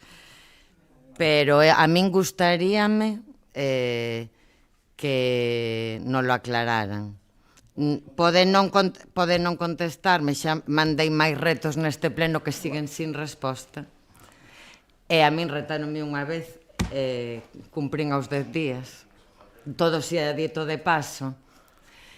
Pode contestar agora se quere, claro. Ten a palabra. Non teño moi claro todas as competencias que poida ter a Xunta, pero sí teño claro que unha cousa é que unha administración ou outra poda facer algo e despois ven algo que se chama mantemento predictivo e mantemento preventivo para ter as instalacións de acordo ao que se merece e as axudas ou inversións que fai a Xunta de Galicia, neste caso, no Concello de Betanzos. Nada máis, grazas. Estou segura de que é verdade que non o ten moi claro. Eu tamén estou segura de que as competencias neste tema son da Xunta de Galicia. De feito, estamos esperando que se remate unha obra importante na EDAR, unha obra que comezou cun proxecto xa hai moitos anos de 3 millóns e pico de euros, do 2016, creo recordar, hoxe en día sería moito máis, un proxecto que por falta de orzamento ou por reducción de orzamento foi indo a menos cada vez, que ao final a conselleira, que xa non é hoxe en día a conselleira de Infraestructuras, falou conmigo para se o Concello poñía unha parte, a resposta foi sí. Estáse a desenvolver un proxecto no que a Xunta pon 1 millón IVA incluído, e o Concello 200 e pico mil euros, non recordo de memoria, pero que é moi inferior ao necesario na EDAR, en concreto. Competencia da Xunta de Galicia, estación de depuración. Competencia da Xunta de Galicia. De feito, xa se falou a raíz dese problema que tivemos moitas veces, que na obra que se está a facer vai, por exemplo, o espazo para ese sistema de ozonización, pero é unha das cousas que se quitou do proxecto inicial. E como esa, outras que se foron quitando. O tratamento para lodos, etcétera, etcétera, etcétera. Entón, é competencia da Xunta de Galicia. Entendo que non o teña claro, pero aclárollo cando queira. Se todo eso estivese como tiña que estar, esas sancións que si nos impón, moitas ao longo do ano, pois cando menos serían moitas menos. Moitas menos. Non podo asegurar que fosen cero, pero non serían as que son. É o que decía o voceiro, estamos pagando a administración que non fai os deberes nas súas competencias en Betanzos e que provocan estas cousas. Ben, se non entendín mal, esta moción queda aprobada tamén por unanimidade de... No, perdón, pois que se someta a votación, señor secretario. Perdón. Votos a favor. Pido disculpas, queda aprobada co voto favorable do Bloque Nacionalista Galego, dos concelleiros non adscritos e do Partido Socialista e a abstención do Partido Popular. Punto seguinte. Punto noveno. Moción do BNG sobre o cumprimento da Lei da Memoria Democrática. Voceira nacionalista, ten a palabra. Grazas. Logo dun longo proceso de redacción e tramitación, a finais do 2022 aprobábase a Lei 20/2022 do 19 de outubro, coñecida popularmente como a Lei de Memoria Democrática. Esta lei viña poñendo negro sobre branco gran parte das reivindicacións que os colectivos de memoria histórica viñan solicitando ao longo das últimas décadas, aínda que non fai xustiza cas víctimas da dictadura. Sobre as cuestións que recolle teñen a ver coa recuperación, a salvagarda e a difusión da memoria democrática co fin de fomentar a cohesión e a solidaridade entre as diferentes xeracións en torno aos principios, valores e liberdades da democracia. O obxectivo fundamental da lei debería ser o coñecemento de todas as persoas que padeceron a persecución ou a violencia por razóns políticas, ideolóxicas, de conciencia ou de crenza relixiosa, de orientación e identidade sexual durante o período que se comprende entre o golpe de Estado do 36, a Guerra Civil Española, e a posterior dictadura franquista á promulgación da Constitución Española no 78. Por tanto, esta lei amplía o marco temporal a respecto de textos anteriores como a Lei de Memoria Histórica do 26 de decembro de 2007. A pesar de que o texto recolla avances, no BNG criticamos no seu momento que non incluíse a derogación da amnistía aos policías e ás autoridades do franquismo, que non recolla a restitución de propiedades expoliadas nin declare lugar da memoria ao sadense Pazo de Meirás. Se nos centramos na cuestión que afecta ao noso Concello, a sección primeira da lei, da que se fai referencia aos símbolos, elementos e actos contrarios á memoria democrática, menciona no artigo 35 a seguinte: serán considerados elementos contrarios á memoria democrática as referencias realizadas en toponimios no rueiro ou nas denominacións de centros públicos, da sublevación militar e da ditadura, dos seus dirixentes, participantes do sistema represivo ou da organización que sustentaron a ditadura, e as unidades civis ou militares de colaboración entre o réxime franquista e as potencias do eixo durante a Segunda Guerra Mundial. Compre lembrar que o Concello de Betanzos mantén a día de hoxe dúas distincións que renden homenaxe a unha destas persoas que se inclúen no sistema represivo da dictadura. Trátase da avenida dedicada a Manuel Fraga Iribarne e da medalla de prata de Betanzos que se lle otorgou o 11 de febreiro do 66. Manuel Fraga Iribarne foi o ministro de Información e Turismo entre o 62 e o 69, vicepresidente do Goberno e ministro da Gobernación entre o 75 e o 76. Por tanto, resulta incuestionável que compre retirarlle tales homenaxes a esta persoa en cuestión e que para iso se tiña solicitado unha serie de informes que valorasen a medida aprobada en pleno a instancias do BNG. Na mesma liña, tamén é necesario lembrar que a iniciativa do BNG que se aprobou nunha moción que instaba a instalar un memorial que lembrase no antigo cuartel da Guardia Civil de Betanzos, hoxe Museo das Mariñas, o que foi preso e torturado Benigno Andrade o Foucellas, un dos guerrilleiros antifascistas máis recoñecidos da nosa comarca, así como a investigar e dar a coñecer os episodios históricos que vinculan o Foucellas co noso Concello. Por todo canto acontece, o Grupo Municipal do BNG solicita ao Pleno da Corporación a aprobación dos seguintes acordos: instar ao Concelleiro de Nomenclator, Honras e Distincións a que reúna a Comisión de Nomenclator, Honras e Distincións o antes que for posible para dar conta sobre os informes que se tiñan encargado sobre as honras de don Manuel Fraga e proceder á súa retirada no abeiro da Lei 20/2022 do 19 de outubro. E 2, instar ao Concello de Betanzos a dar cumprimento aos acordos aprobados para render homenaxe a Benigno Andrade o Foucellas. 3, facultar a Alcaldía e Concelleira en quen delegar a tomar cantas medidas foren necesarias para cumplir estes acordos. Nada máis, grazas. Moitas grazas. Concelleiro non adscrito. Gracias, señora alcaldesa. Creo que si hubo un político honrado en Galicia y en España, ese es don Manuel. En el año 1977 monté mi empresa en dicha avenida, que lleva su nombre, el cual ustedes quieren quitar, al igual que grandes empresas de Betanzos que dieron mucha vida a nuestra ciudad. Por lo cual, como betanceiro, me siento muy orgulloso que siga reconocido por su gran labor, trabajo, y no olviden que don Manuel era el padre de la Constitución. Vale, nada más. Muchas gracias. Nuestro voto, por supuesto, será en contra. Moitas grazas. Voceira popular. Moitas grazas, señora alcaldesa. Ben, pois para o Partido Popular, don Manuel Fraga Iribarne, como comprenderán, pois é un persoeiro destacado. Mais alá de ser fundador do noso partido, evidentemente, pois, como acaba de expoñer o concelleiro non adscrito, foi pai da Constitución Española, e hai outra cousa que non debemos esquecer, que foi presidente da Xunta de Galicia, con maioría absoluta, 4 veces consecutivas, o que significa 16 anos.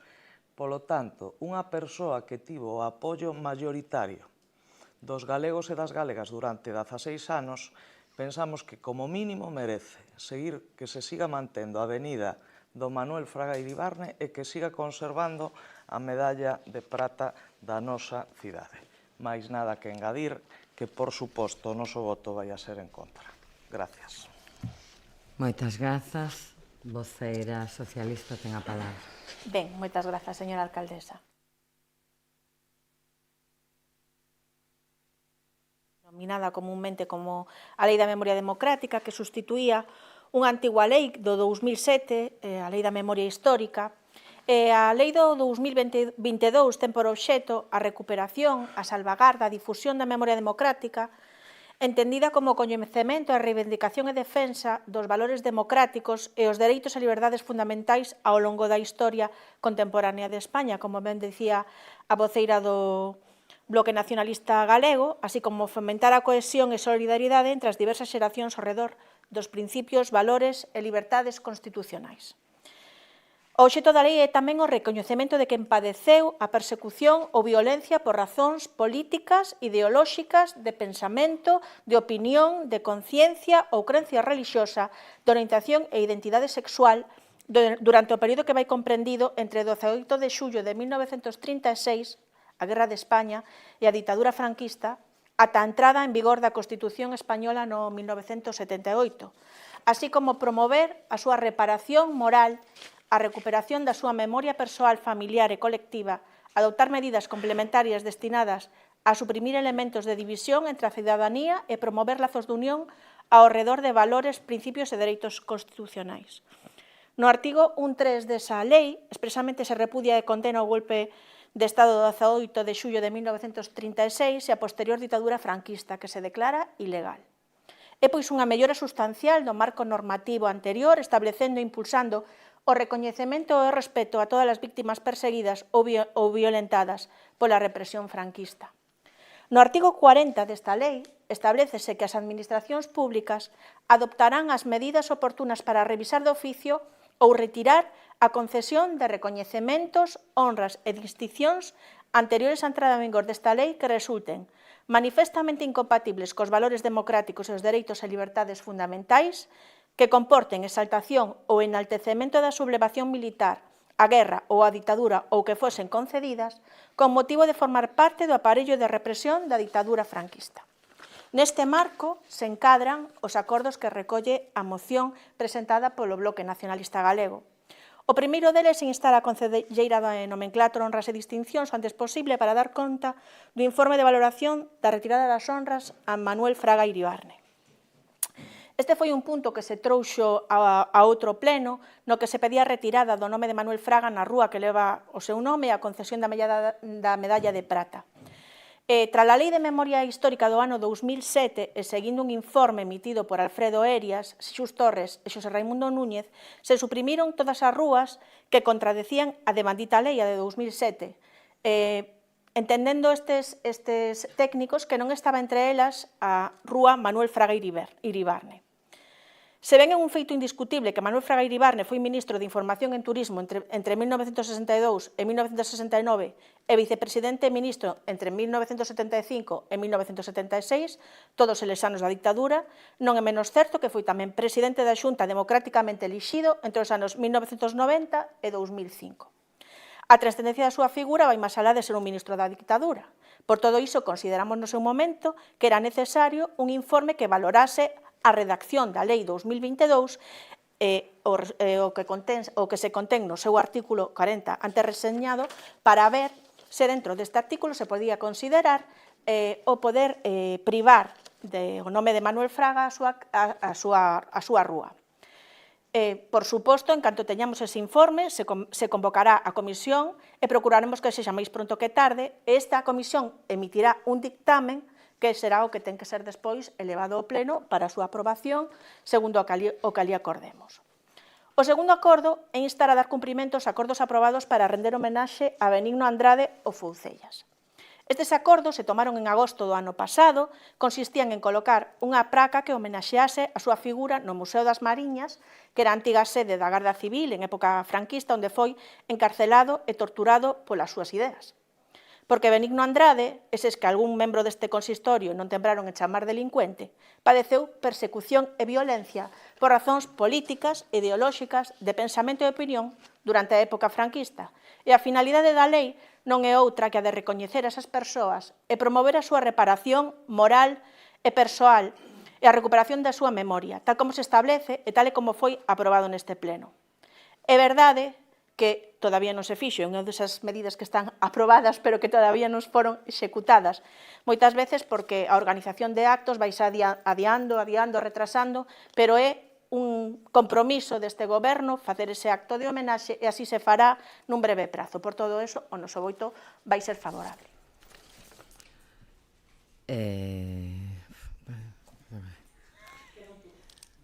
Voceira nacionalista ten a palabra. Grazas.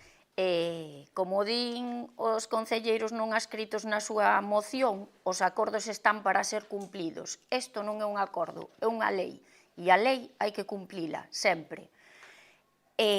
Podo numerar 1000 cousas do señor Fraga Iribarne. As máis características foi cando en Londres no 74 lle preguntan con que legitimidade el, ministro de Franco dunha dictadura, vai construir un novo goberno sobre a legitimidade da democracia. E el di, palabras textuales del, con la legitimidad de las ametralladoras. Este é o señor fundador do voso partido do que tan orgullosos estades. Prohibeu a obra de Castelao no 65 e meteu na cárcere a Alberto Míguez, que acaba na cadea durante 6 meses, por publicar a obra El pensamiento político de Castelao. Este é o señor que enaltecía a democracia no 65. Despois, o señor Franco Bamonde chamáballe camarada, estaba moi agradecido a todas as... moi agradecido pone: a propuesta del ministro general del movimiento cesa al dictador Franco. Siempre estuvo muy agradecido al camarada Fraga por los servicios prestados. Esto está publicado nun Real Decreto o 154 da 1961 do 2 de febreiro. Este é un home que defende a democracia. Joder, de verdad.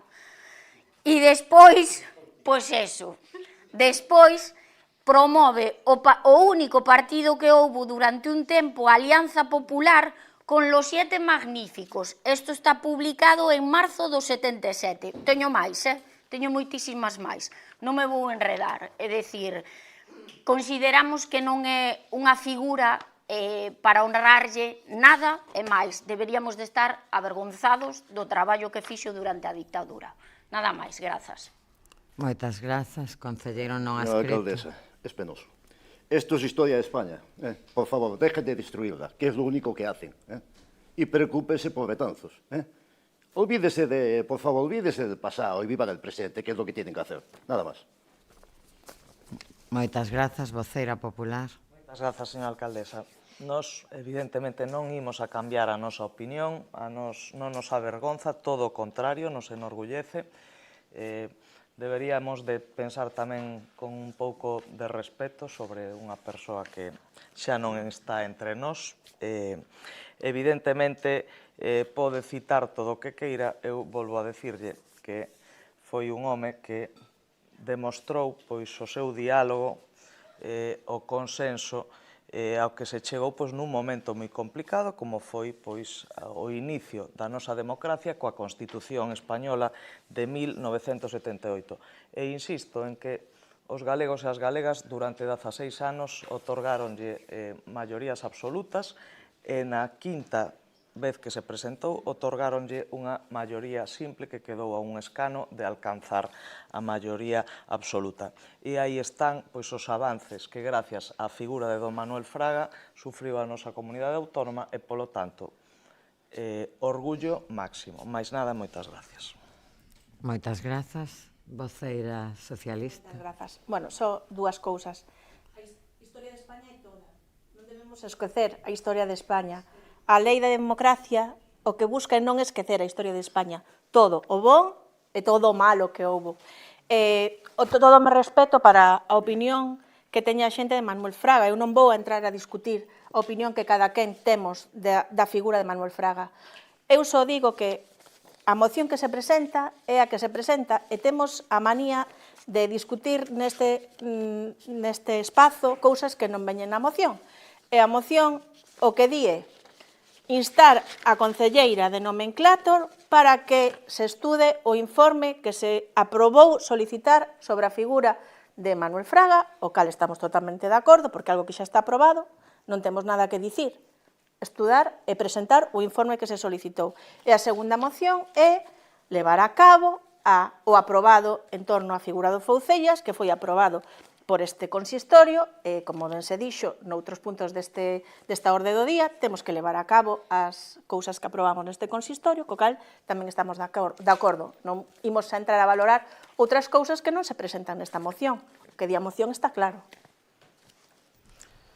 Ben, pois como está claro que di a moción, señor secretario, que se someta a votación esta moción. Votos en contra? Abstencións? Votos a favor?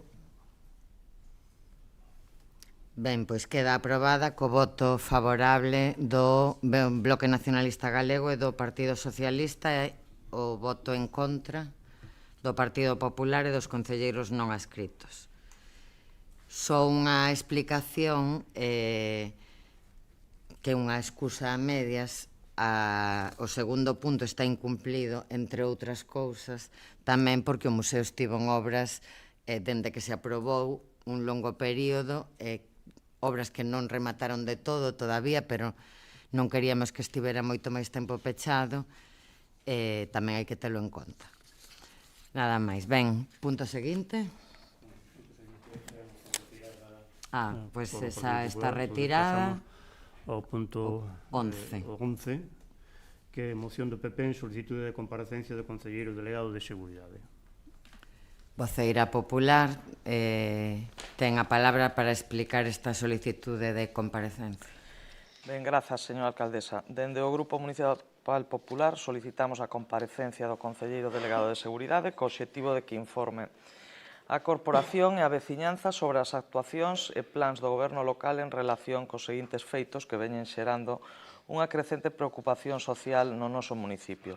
O incremento de ocupacións ilegais de vivendas que están a provocar problemas de convivencia e sensación de inseguridade en algúns barrios, a presenza habitual de persoas con condutas asociadas ao consumo ou tráfico de drogas, especialmente en zonas públicas e parques frecuentados por menores e familias, os recentes incendios rexistrados en inmobles do casco urbano que puideron pôr en risco a integridade física de persoas e bens e que en determinados casos poderían estar relacionados con vivendas ocupadas ou en estado de abandono. Estes feitos, amplamente comentados por medios de comunicación, redes sociais, provocaron inquietude en numerosos veciños e veciñas que solicitan máis información, medidas concretas e unha resposta clara por parte do Concello. Por iso que dende este grupo solicitamos e entendemos que é importante a comparecencia para trasladar o que se está a facer, o que se vai a facer, tratar de trasladar tranquilidade aos veciños e veciñas. Máis nada, moitas gracias. Ben, pois unha vez máis, e a pesar de que non cumplen co regulamento orgánico municipal, non hai ningún problema en aceptar esa comparecencia. Nesta ocasión do delegado de Seguridade, entón voulle dar a palabra, despois haberá un turno de intervencións, como corresponde, xa se fixo así noutras ocasións. Así que, delegado de Seguridade, ten a palabra. Moitas grazas, señora alcaldesa. Ben, como ben comentabas, o regulamento orgánico municipal aprobado por esta corporación, aprobado por este pleno, o di claramente que un concelleiro do equipo de goberno poderá comparecer ben por iniciativa propia ou ben pola solicitude de dous grupos municipais. Non se cumple, pero tampouco vamos a ochetar. Sempre que se solicitou unha comparecencia dun membro do grupo de goberno, sempre se aceptou, non así seguirá sendo, pero que acabamos de traer mocións que din que os acordos están para cumplir, pois o regulamento orgánico municipal tamén está para cumplilo, e ese regulamento orgánico municipal di claramente que as sesións telemáticas poderánse levar a cabo a presencia sempre cando se estén nunha incapacidade de enfermidade de longa duración ou por un embarazo ou parto, e non se recolle a asistencia telemática por motivos laborais, como tamén o recolle o informe de secretaría encargado para tal efecto. Por lo tanto, de incumprimento a ese respecto non se dá. Quería aclarar isto porque se insinuou ao goberno municipal a que estaba a incumplir un acordo plenario cando non é así. Está cumplindo a rachatabla nese aspecto o Regulamento Orgánico Municipal e os informes da Secretaría Municipal. O chezo da comparecencia evidentemente non era ese, non era que explicase o Regulamento Orgánico Municipal. Sobre a proposta que se fai sobre a situación da seguridade no Concello, pois non hai ningún inconvinte en explicalo e en poñer luz e taquígrafos e explicarlle a veciñanza cal é a situación. E quero empezar a miña intervención dicindo que a seguridade cidadá, pois ben definida, quen ten que levar esa competencia que é exclusiva do Estado a través das forzas e corpos da seguridade do devandito Estado. Isto está así recollido na Lei Orgánica 2/86 do 13 de marzo das Forzas e Corpos de Seguridade do Estado, como está tamén recollido na Lei de Coordinación das Policías Locais de Galicia. Os concellos, a través da devandita lei, desa lei de coordinación das policías locais e das leis de bases de réxime local, podemos colaborar dentro dos marcos de colaboración establecidos nas xuntas locais de seguridade. No que vai de mandato, celebráronse varias xuntanzas desta xunta local de seguridade, na que ten presencia a delegación do goberno, a subdelegación do goberno e, polo tanto, todas as corpas e forzos de seguridade do Estado que teñen algún tipo de competencia en Betanzos, que nomeadamente a Garda Civil e a alcaldesa, o delegado de Seguridade e o secretario municipal e o inspector xefe da Policía Municipal e representantes de Protección Civil. Nestas celebracións a maiores de tratar os operativos e os dispositivos especiais, nomeadamente feira medieval, festas patronais, caneiros ou dispositivo do globo, pois como non pode ser de outra maneira, pois tamén se trata e de forma pormenorizada o reforzo da colaboración e a coordinación tanto da Garda Civil e da Policía Local. Ese é o objetivo prioritario que estamos a ter nesas xuntas locais de seguridade que se celebraron, se non recordo mal, 2 no ano 2003, 3 no ano 2024 e vamos a celebrar agora a primeira do ano 2025.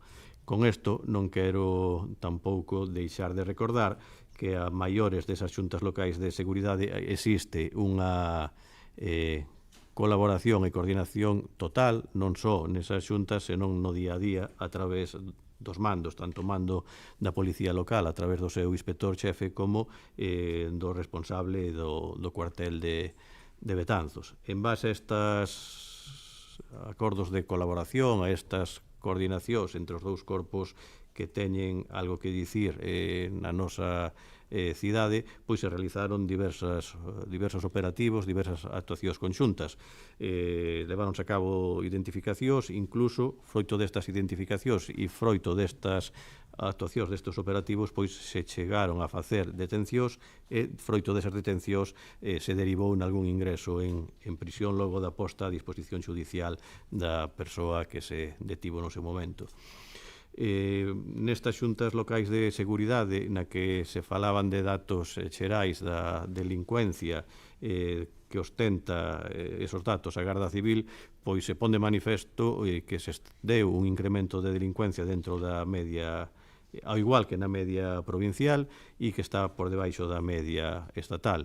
Detectouse, ao igual que se está a detectar e a suceder no resto de Galicia, un aumento principalmente en hurtos, principalmente en zonas de ocio, que no hurto tanto de móviles como de roupa e roubos en vivendas sen afección ás persoas. Estos son os datos que nos trasladan dende a Garda Civil. Evidentemente, isto non nos ten que valer de consuelo de que estemos por debaixo da media estatal ou que estemos dentro da media provincial. Por lo tanto, temos que seguir a traballar arreo tanto dende o Concello como dende a propia Garda Civil.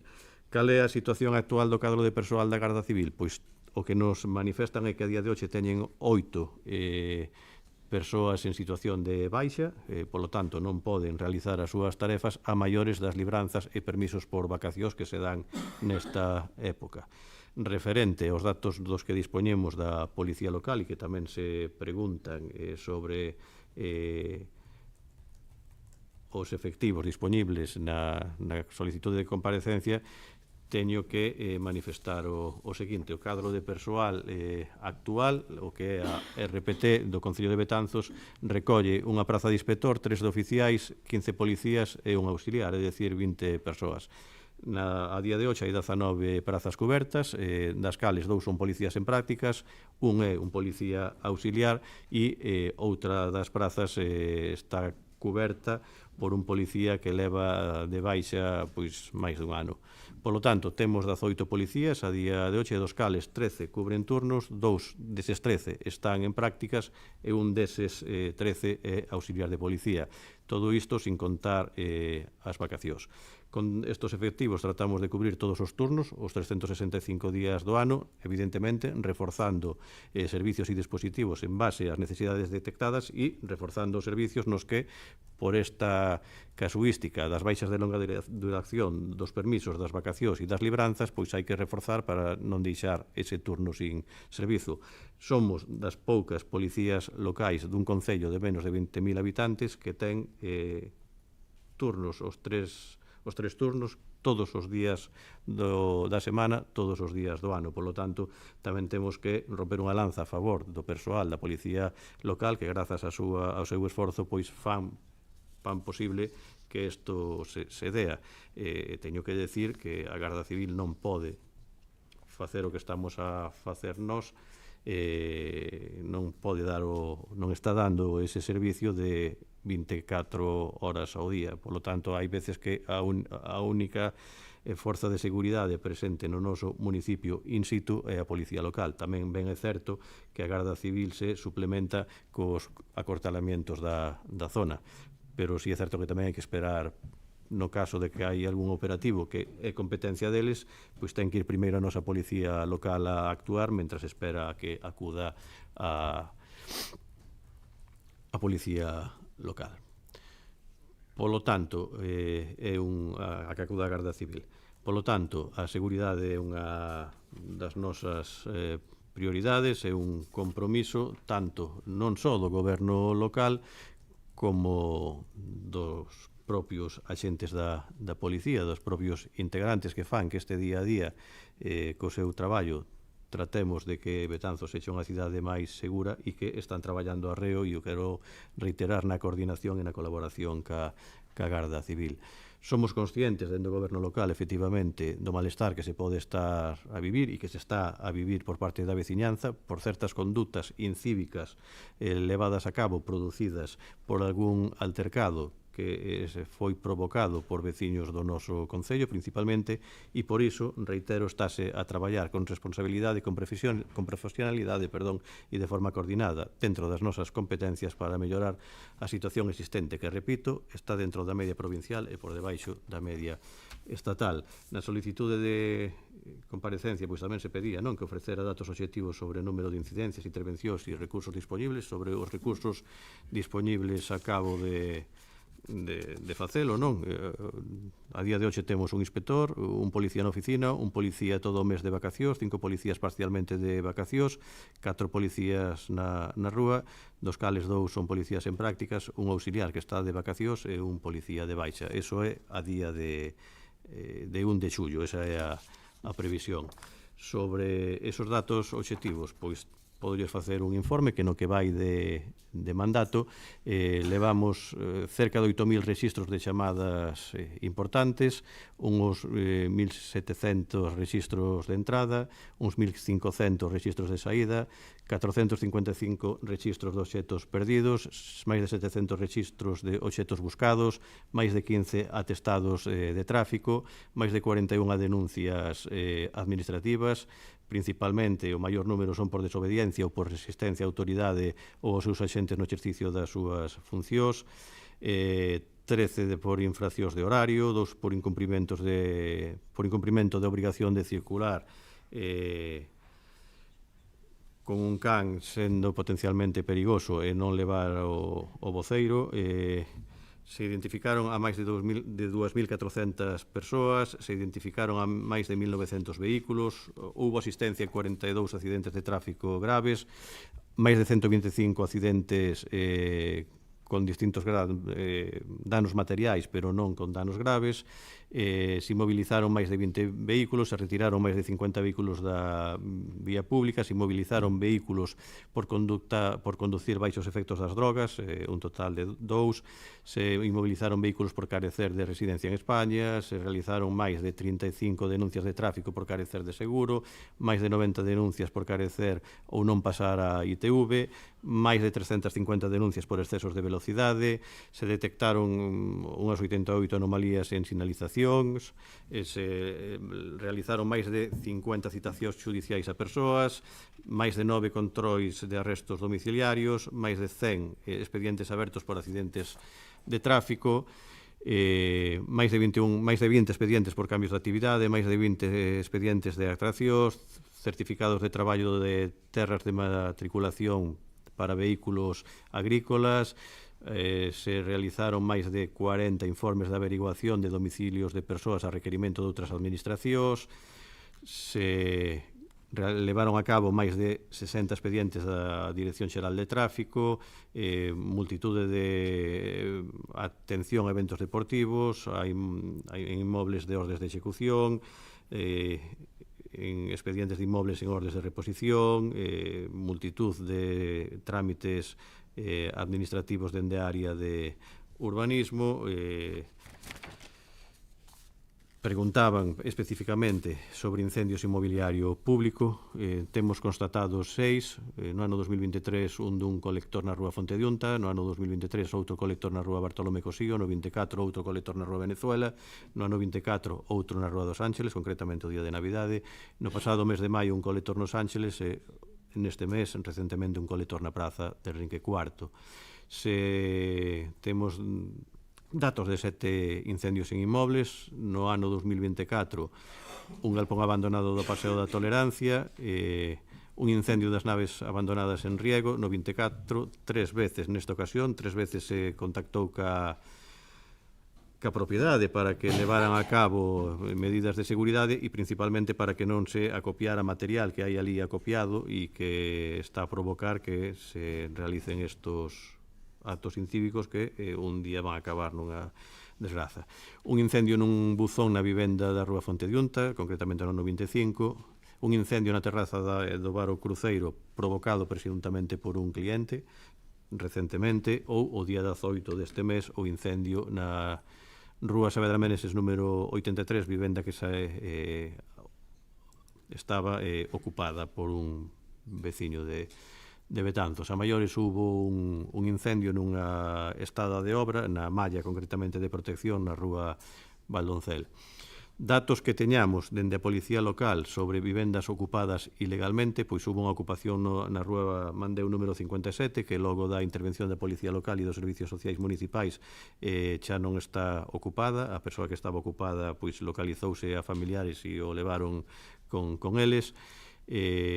Na rúa Mandeu no número 51 tamén houve unha ocupación que xa está resolta tamén grazas ás xestións da Policía Local e dos Servicios Sociais, como tamén se desocupou a vivenda do Mandeu número 83. Evidentemente esta non foi por ninguna xestión, senón que foi polo incendio que provocou que a vivenda colapsara.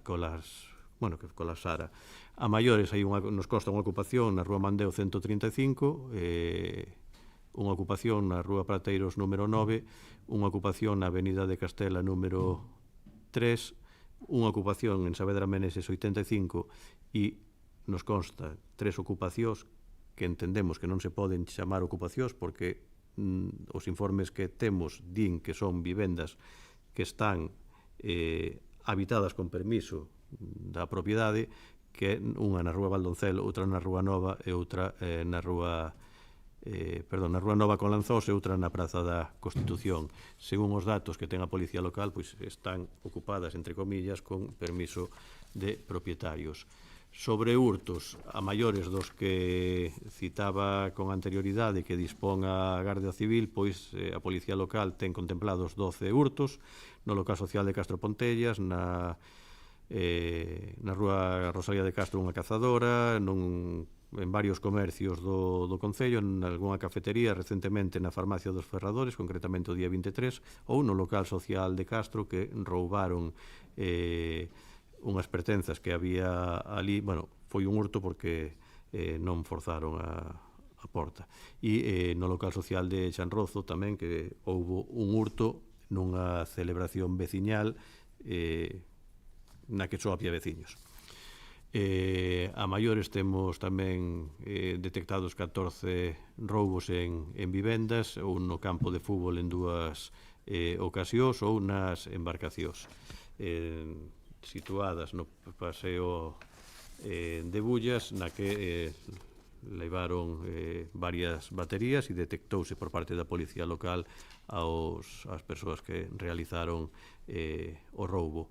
E xa sobre drogas preguntan pois por parte da policía local, e quero deixar tamén aquí claro que este tipo de operativos non temos ningunha competencia, e anos atrás, cando dende o Concello se realizaron varias labores de vixiancia sobre estas cuestións, pois se nos chamou dende o Xulgado de Instrucción de Betanzos para que non fixéramos de forma unilateral ningún tipo de actuación, posto que todo este tipo de delitos estaban sendo investigados pola Policía Xudicial, pola Garda Civil, e que unha intromisión nun pequeno menudeo pois podía levar ao traste unha operación de maior calado. Polo tanto, nós, con total coordinación e con total colaboración neste ámbito, como non temos ningún tipo de competencia, pois facemos o que nos indican dende os corpos e forzas de seguridade do Estado.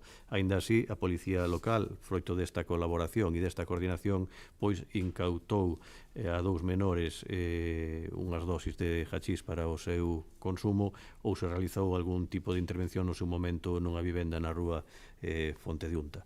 En resumo, todos son estes datos que acabo de facer públicos son dos que dispoñemos, e quero volver a mostrar o noso compromiso ca seguridade, a nosa colaboración, a nosa coordinación cas forzas e corpos de seguridade do Estado, que son quen teñen as competencias. Non vamos a deixar de traballar arreo para que Betanzos sexa unha cidade segura, e tamén a veciñanza entendo o seu malestar, a súa inquietude, pero tamén ten que ter en conta a veciñanza que por un hurto pequeno non se pode meter a ninguén na cárcel, e eu sei que o que lle toca, que é desesperante sufrir este tipo de delitos ou de violacións das súas propiedades, pero tamén é certo que todas estas ocupacións, esas vivendas, teñen donos e donas, e moitas delas están facendo oídos sordos aos requerimentos do Concello para manter esas vivendas nun estado correcto de conservación mediante as múltiples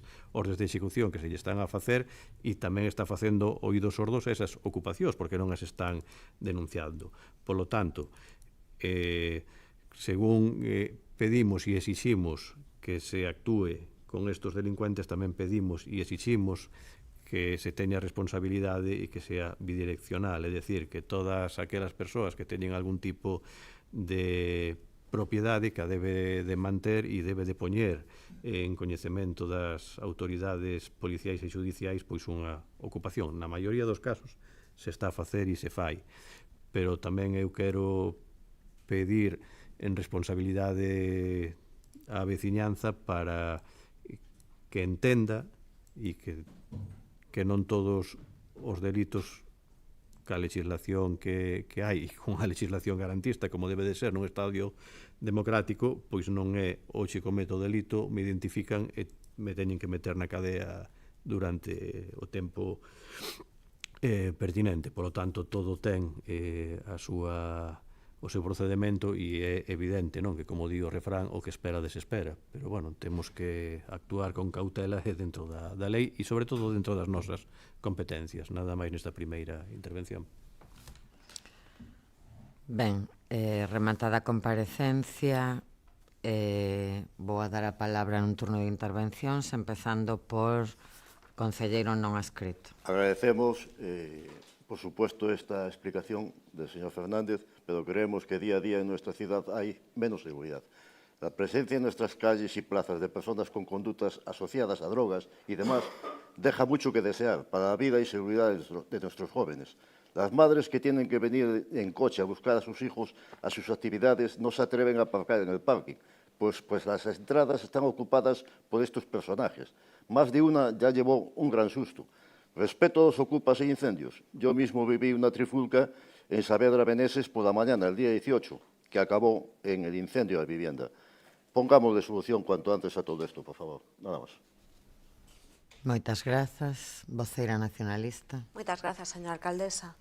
A verdade é que despois de escoitar esa listaxe tan sumamente detallada de todas as intervencións que realizan as forzas e corpos de seguridade que da unha, eu case estou por darlle a volta ao discurso, porque eu dicía que, vale, temos problemas, son incuestionables, pero que non nos parecen tan alarmantes.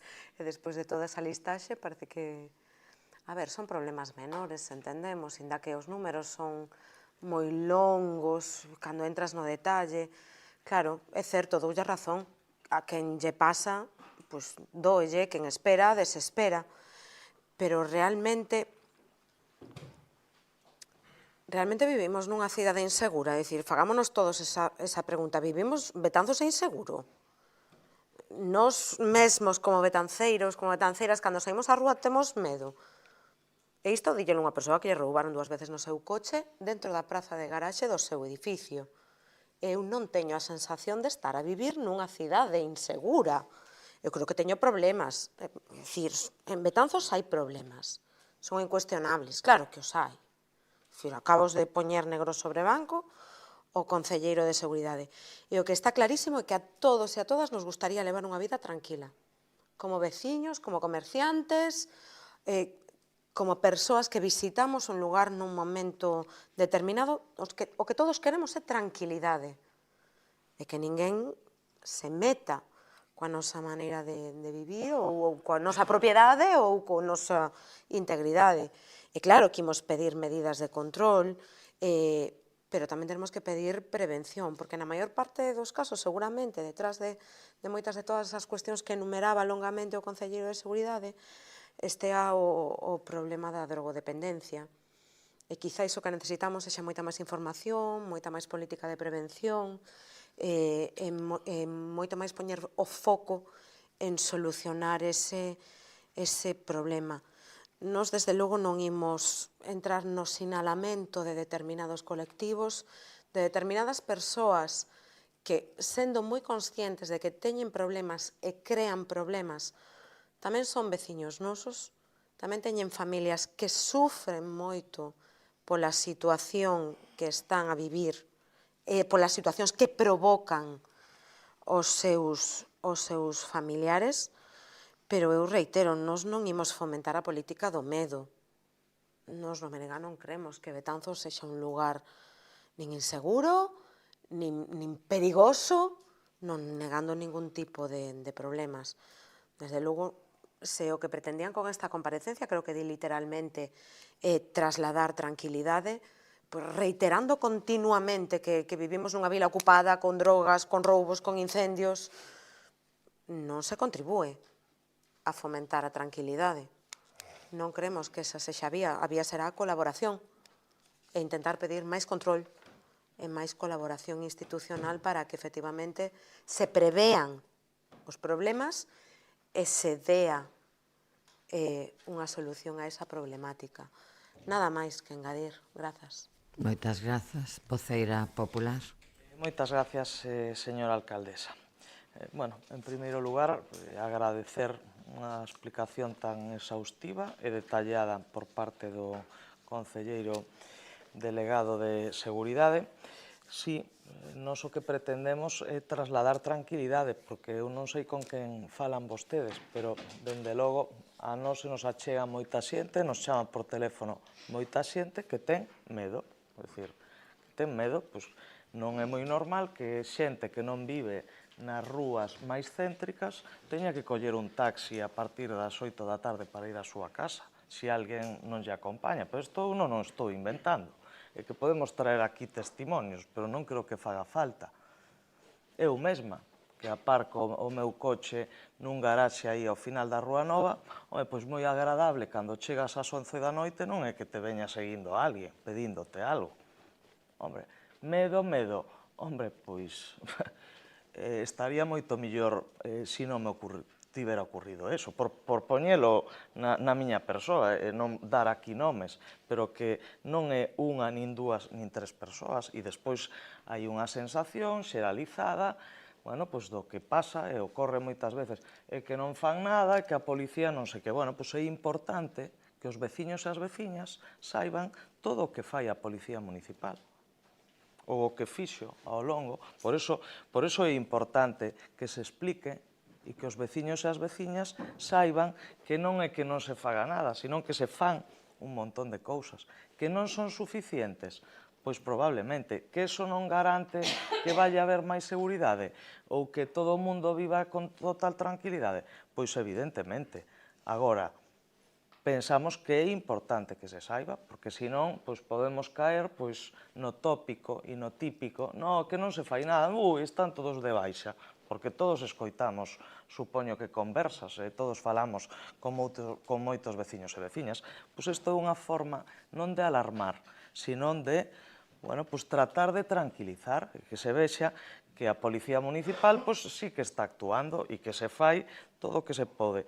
Que fan falta máis efectivos, que a Garda Civil está como está, pois evidentemente, claro que hai que seguir pelexando para que eso se reforce e o decimos aquí no texto, como final, Betanzos sempre foi unha cidade segura e todos vivimos con tranquilidade, que decir, se non tes medo de neno, pois o lóxico é que sigas sin ter medo unha persoa maior, e a min é algo que me molesta especialmente cando algunha persoa maior te di que ten que coller un taxi para volver á súa casa.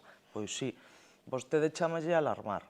A min o que me fai é preocupar, pero eso, agradecer as explicacións que creo que foron moi importantes, e máis nada, moitas gracias. Moitas grazas.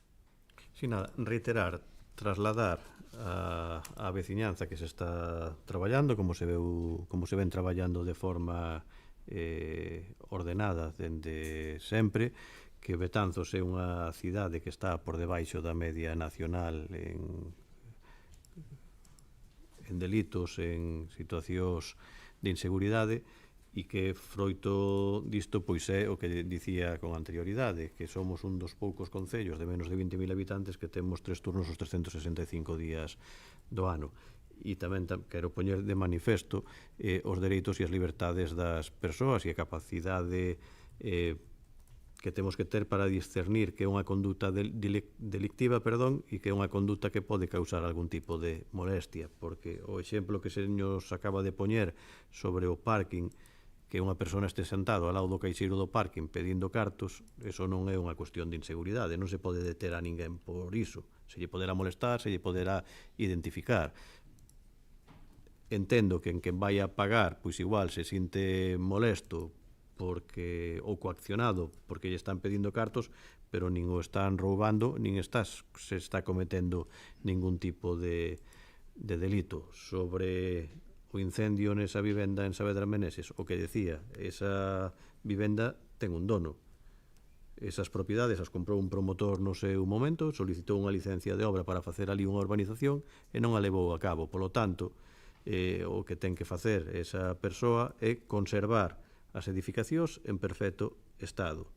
E o que non pode é desoír os requerimentos do Concello en materia de seguridade, salubridade, cando se lle di que ten que facer unha serie de execucións subsidiarias, unha serie de actuacións nos inmobles para garantir a seguridade e das malezas existentes nas fincas. Polo tanto, se ese cidadán que non é un veciño betanceiro tuvera as súas propiedades en perfecto estado, pois ao 99,9% esas dúas vivendas non estarían ocupadas, ese incendio non se provocaría. Polo tanto, quen ten máis culpa? A persoa que non ten vivenda e que ocupou esa vivenda, ou o propietario que lle dá exactamente igual as consecuencias que a súa desatención pode ter na cidadanía? Pois neso é no que temos que traballar e facer pedagogía. E sobre os números que abruman, evidentemente, poden abrumar esos números tan elevados de expedientes que está levando a cabo a policía, e din toda esa cantidade de números para que se vexa o inxente traballo que ten a Policía Local de Betanzos para máis aínda ter que atender as competencias que non son dela, que é a seguridade cidadán, e que o está a facer de forma coordinada e en colaboración ca Garda Civil, porque se nos quedamos cos números dos feitos delictivos nestos 3 anos, despois desos que din tan gordos, pois nos temos que quedar con eses 12 hurtos e con esos 14 roubos sin ningún tipo de incidencia sobre as persoas. E sobre esa alarma da ocupación, que con que haxa unha xa temos que estar alarmados, pero a día de hoxe en Betanzos hai ocupadas, que nos conste na Policía Local, 6 vivendas, das cales 3, polos datos que temos, é unha ocupación permitida, polo tanto non é unha ocupación. Son vivendas que non están en perfecto estado e que están sendo habitadas porque parte dos propietarios lle deixaron acceder ás persoas que están ali dentro. Polo tanto, quero transmitir total tranquilidade e o que dicía con anterioridade, que unha comisión dun delito a persoa que lle sucede, pois evidentemente que é un perxuicio e vamos a tratar, e así estamos traballando para que o número sexa o mínimo posible e o gallá acadáramos que non hai ningún tipo de delito, pero que 4 persoas que desgraciadamente están enfermos e teñen unha son drogodependentes e que están vociferando nunha praza, pois si, a autoridade policial poderá ir a decirles identificalos que están montando algarabío, pero máis dalá unha cousa son ese tipo de condutas incívicas, pero temos que ter moi claro onde está o acto delitivo ou a conduta incívica ou de convivencia, porque non é todo o que se ve, porque tamén son numerosas as chamadas de liortas familiares, veciñais, que non se ven, pero que si se padecen, se sufren e que nos fan actuar. Nada máis que engadir. Ben, pois rematou a comparecencia. Só engadir que nos vindeiros días haberá unha nova Xunta Local de Seguridade para abordar este tema tamén, como sempre, e todo o que ten que ver coa seguridade nos eventos máis multitudinarios ao longo do verán, e insistiremos nesa colaboración dos corpos e forzas de seguridade do Estado para que eses números continúen a ser o gallá eses ou inferiores todavía. Ben, señor secretario, pasamos ao punto seguinte. Ben, o punto 12, que é moción do PP en defensa o Estado democrático e de dereito e en repulsa da corrupción. Voceiro do Partido Popular ten a palabra. Moitas grazas, señora alcaldesa, e boa noite a todos. Ben, vivimos unha das etapas máis oscuras en termos de deterioro institucional e de casos de corrupción. As investigacións judiciais acurralan, por primeira vez en democracia, a contorna personal e política máis próxima do presidente do Goberno de España, Pedro Sánchez. A súa muller, o seu irmán, os 2 últimos responsables da Secretaría de Organización do PSOE, e, polo tanto, os números 2 do seu partido, e a persona que nomeou como fiscal xeral do Estado inmersos en diferentes dilixencias judiciais relacionadas con presuntos delitos de corrupción. Ademais do dano reputacional gravísimo que repercute na máis alta institución executiva do Estado, afóndase nunha situación de crise de confianza nas institucións e na neutralidade institucional sen precedentes na nosa democracia.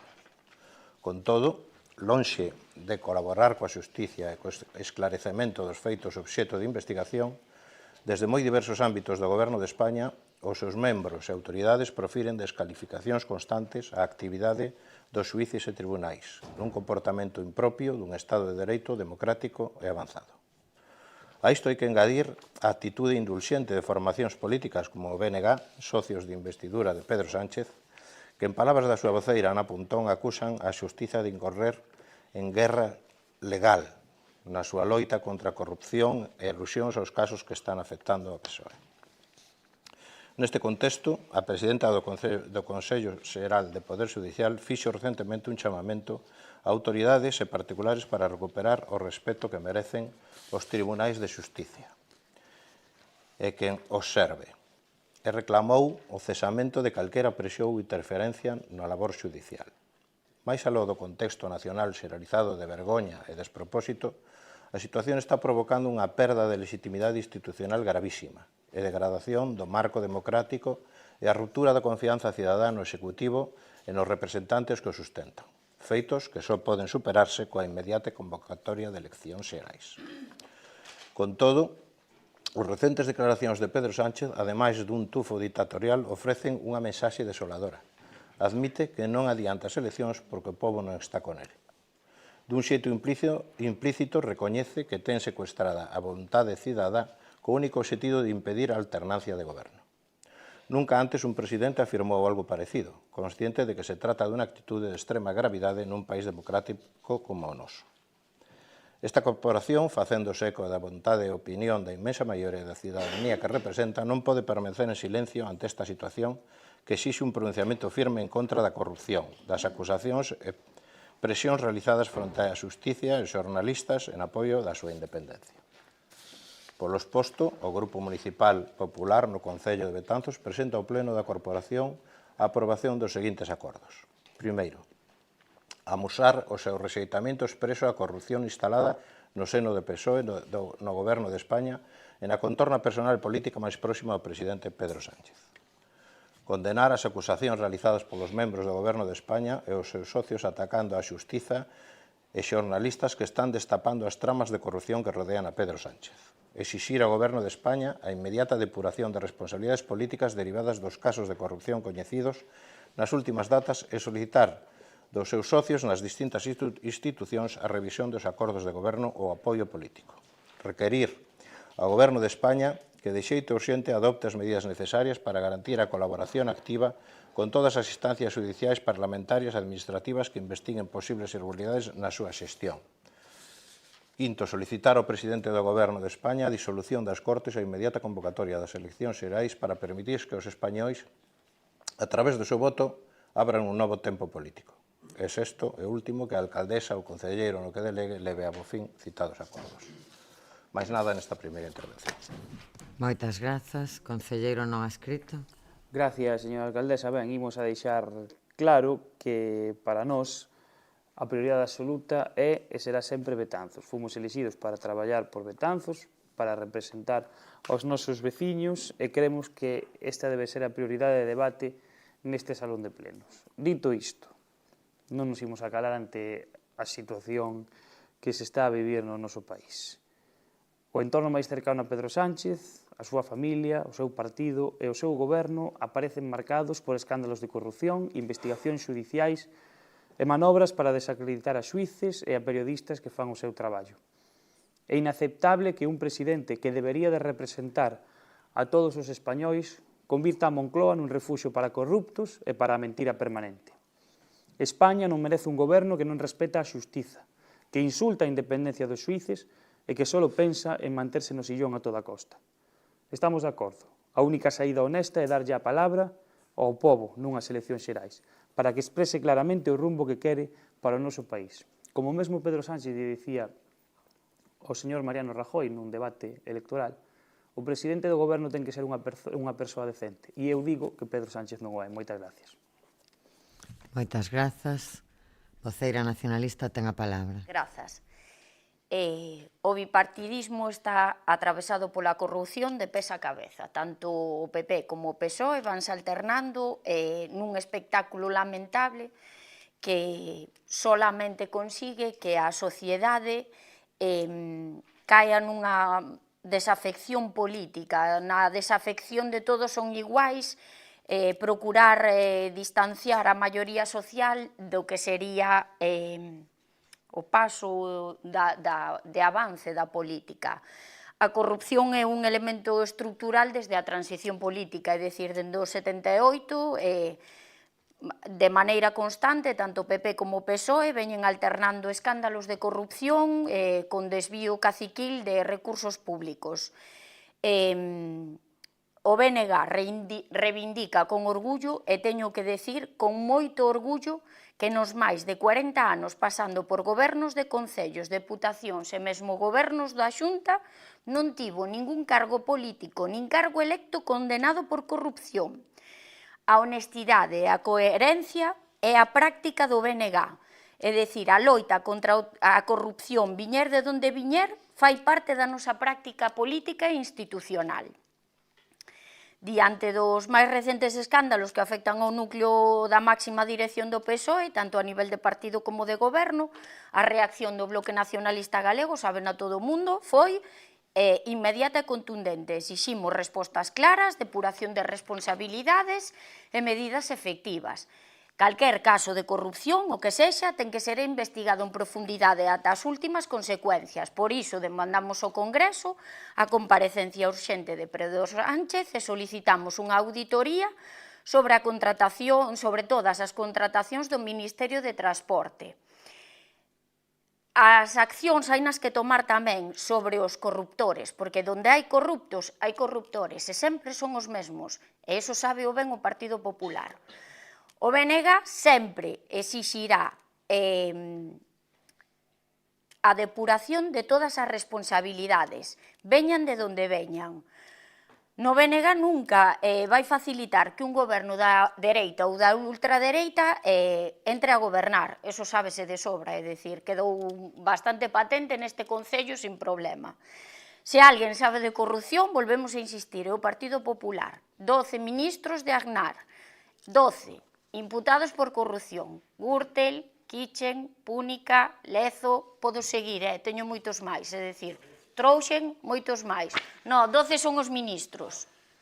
12 son os ministros que están imputados e que están no cárcere. Máis cerca de nós, queremos falar do que é Galiza? O Álvaro Cunqueiro. É dicir, 470 millóns no Álvaro Cunqueiro. Máis de 1.000 contratos, 1.500 contratos menores de casi 5 millóns en favor de empresa dirixida pola irmán do aquel presidente Feijóo. O bloqueo que someten constantemente desde o Partido Popular aos concellos, cando dan a dedo os cartos cos que os concellos se financian. Un partido, un goberno cun executivo PP-Vox non viría a resolver nada, non sería ningunha resolta para o noso país. Mais tampouco aceptamos que o medo sexa un cheque en branco para o partido do PSOE. O PSOE debe demostrar con feitos áxiles e contundentes que quere combater claramente a corrupción, caia quen caia, debe de asumir as súas responsabilidades. O BNG non é socio do goberno actual de Pedro Sánchez, é dicir, o BNG suscribiu únicamente un acordo de investidura como o do Concello de Betanzos e para os intereses das galegas e dos galegos, nada máis. Mas, como dixemos desde o principio, ficamos libres de facer o que queramos e de pedir as explicacións que correspondan. Máis cerca, todavía, alcalde de Sada, condenado por corrupción e inhabilitación 8 anos, delito de prevaricación. Nesta primeira intervención, nada máis. Grazas. Moitas grazas. Voceiro socialista, ten a palabra. Grazas, señora alcaldesa. Ben, as novas coñecidas recentemente por toda a cidadanía que saltaron logo dunha investigación da UCO e que implican a dous secretarios de organización do noso partido, do Partido Socialista Obrero Español, pois a este grupo de goberno nos producen repulsa, vergoña e noxo. Esta repulsa, esta vergoña, veo acompañada de forma inmediata de decisións contundentes, como foi a exixencia por parte do secretario xeral do partido e presidente da Nación da exixencia de abandonar o partido e a entrega da acta de Santos Cerdán, a expulsión de José Luis Ábalos, o bloqueo do equipo informático de Santos Cerdán para que a Garda Civil poidese acceder a este dispositivo sen ningún tipo de perda de información e o anuncio dunha auditoría externa das contas do partido, a maiores de pedirlle perdón á cidadanía por estos casos dos que se acababa de enterar nese momento. Evidentemente que desexamos que se chegue ao final da investigación e que todas as persoas implicadas, é dicir, políticos, empresarios ou mesmo funcionarios públicos, que, como parecen indicar os indicios dos informes da UCO, participaron nos feitos, paguen por toda a súa implicación. Repito e reitero, todos. Mostramos o noso firme compromiso coa defensa do Estado de Dereito, da independencia judicial e da loita contra a corrupción, sexa cal sexa o partido político ou a persoa implicada, como tamén apoiamos as actuacións rigurosas e transparentes das institucións públicas e das forzas e corpos de seguridade do Estado na loita contra calquera forma de corrupción. Pero tamén, do mesmo xeito, condenamos de forma rotunda a utilización partidista da xustiza como ferramenta de persecución política, como quedou demostrado co arquivo da chamada Operación Pulpo, 12 anos despois, unha trama orquestrada para destruir políticamente ao secretario xeral do PSDG-PSOE, que por aquel entón foi víctima de falsas denuncias mediante anónimos entregados por quen foi entregados á xuíza a que se lle entregou, que todos e todas coñecemos, que acabou ca imputación durante 12 anos dunha persoa que quedou absolta de todo o cargo e que lle supuxo, despois dunha ataque furibundo de peticións de dimisión, que abandonase o seu cargo, que estuvera 12 anos á sombra sin poder realizar ningún tipo de actividade política por unhas denuncias falsas e por dilacións que así quedou demostrado no procedimento xudicial. Esa repulsa, ese nocho que nos producen as actuacións coñecidas recentemente, tamén o sentimos cando se presenta unha moción elaborada na Rúa Xénova número 13, sede que, tal como confirmou o Tribunal Supremo, foi reformada con cartos procedentes da Caixa B do Partido Popular. Polo tanto, está o Partido Popular para dar leccións, cando foi condenado polo Tribunal Supremo por corrupción nunha histórica sentenza, con 28 causas pendentes de xuicio para este ano e que implican a máis de 150 cargos. Logo de que fose condenado o seu tesoureiro a 29 anos de prisión, ou o exsecretario de organización do PPDG a 36 anos e 8 meses de cárcere tamén por corrupción. E miren, ante este tipo de condutas totalmente repugnantes, veñan de onde veñan, hai dúas formas de actuar, hai dúas formas de facer as cousas. Unha delas é o que se acaba de facer recentemente, é dicir, exixir o abandono da acta, expulsar e suspender de militancia do partido a quen presuntamente, e os indicios están aí e son claros e contundentes, cometeu un delito, poñer a disposición dos corpos de seguridade do Estado o equipo informático da dita persoa para que sexa investigada, ou hai outra forma de actuar, que foi o que fixo o Partido Popular. En vez de condenar e de apartar, pediulle a Luís Bárcena que resistiese, que aguantase.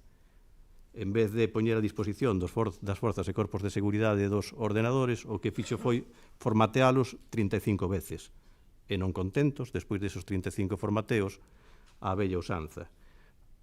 Colleron un martelo e destrozaron todos os discos duros para ocultar as probas. Entonces, esa é a diferencia. E me fai que esta moción que presentaron recentemente, o punto número 2, de condenar as acusacións realizadas polos membros do Goberno de España e dos seus socios atacando a xusticia e xornalistas que están destapando as tramas de corrupcións que rodean a Pedro Sánchez. E hoxe hai unha sentencia do Tribunal Constitucional que declara constitucional a lei da amnistía e o presidente do Partido Popular ten, non o vou a calificar, as súas manifestacións son a lei da amnistía é inconstitucional a pesar de que o Tribunal Constitucional a declare constitucional. Ese é o respecto que teñen polos tribunais de xusticia e que lle piden ao resto que teñamos. Ou o símil que di que rouba unha joyería porque non pode roubar un banco cando está a falar dunha conversa gravada quitada de contexto a presunta manipulación de 2 votos nun proceso interno no que se gañou por 17.000 votos de diferencia. O sea, ten a desfachatez de decir que en rouba unha joyería pode roubar un banco. Pois eu tamén me podo preguntar, quen se fotografía con un narcotraficante é un narcotraficante? É que a min estas cousas de verdade me producen vergoña, nocho e me preocupa porque a imaxe que se está dando á cidadanía pois non é máis acaecida e polo tanto, ante a corrupción que se actúe de forma contundente, pero de igual maneira veña de donde veña. Polo tanto, hasta o día de hoxe, o Partido Socialista nestes 3 casos de 2 exsecretarios de organización e un asesor actuou de forma rápida e contundente. Expulsión, instarlle a que devolvese a acta e posta a disposición do ámbito judicial dos equipos informáticos sen manipular, mentras outros fixeron todo o contrario. Nada máis que engadir. Moitas grazas. Voceiro popular, ten a palabra. Grazas, señora alcaldesa. Ben, entrar aquí a relatar toda a corrupción na historia de España, pois, pode vostede falar e compensar unha corrupción con outra, pero a realidade é que o que estamos a falar aquí é o que está sucedendo hoxe en día. Pode falar dun caso, de outro ou de 100. Todos os días os vemos, todos os que estamos aquí estamos vendo na televisión, nos medios de comunicación, o que está acontecendo. Isto non é un tema de siglas. Estamos a falar de ética pública e de institucións que perden legitimidade, unha tras outra. É unha cidadanía pois, que xa non confía nos dirixentes. Ese é o problema básico, ese é o problema de base. O BNG non pode seguir facendo como se non pasara nada. Hai que pedir explicacións, retiren o seu apoio inmediato. Claro, porque o seu apoio sostén cada día este goberno. É así. E cada día que pasa, se romper con isto, é un día máis de complicidade, como fan sempre. Se poñen de perfil cando non lles interesa, pero están aí. Ese é o problema que pasa. Por iso insistimos nestes acordos desta moción, porque non se pode gobernar España con abogados na porta e xuíces á espera. Ese é o desastre. Ca votación que se fará esta noite aquí, pois retratará a cada un. Xa veremos o que pasa. Esa é a realidade. Mais nada. Moitas grazas. Concelleiro non adscrito. Gracias, señora alcaldesa. Ben, bueno, dixo o voceiro do grupo de goberno que non quería calificar esas palabras do señor Núñez Feijóo de que a lei da amnistía era inconstitucional. Tamén se lle olvidou que tamén son palabras do expresidente socialista Felipe González, igual que quen rouba unhas primarias tamén pode roubar unhas eleccións xerais. Fala o BNG, dá leccións, como sempre, porque é o que saben facer, dar leccións, pero seguen sendo o soporte de Pedro Sánchez en Madrid, por tanto, teñen moito que calar neste tema.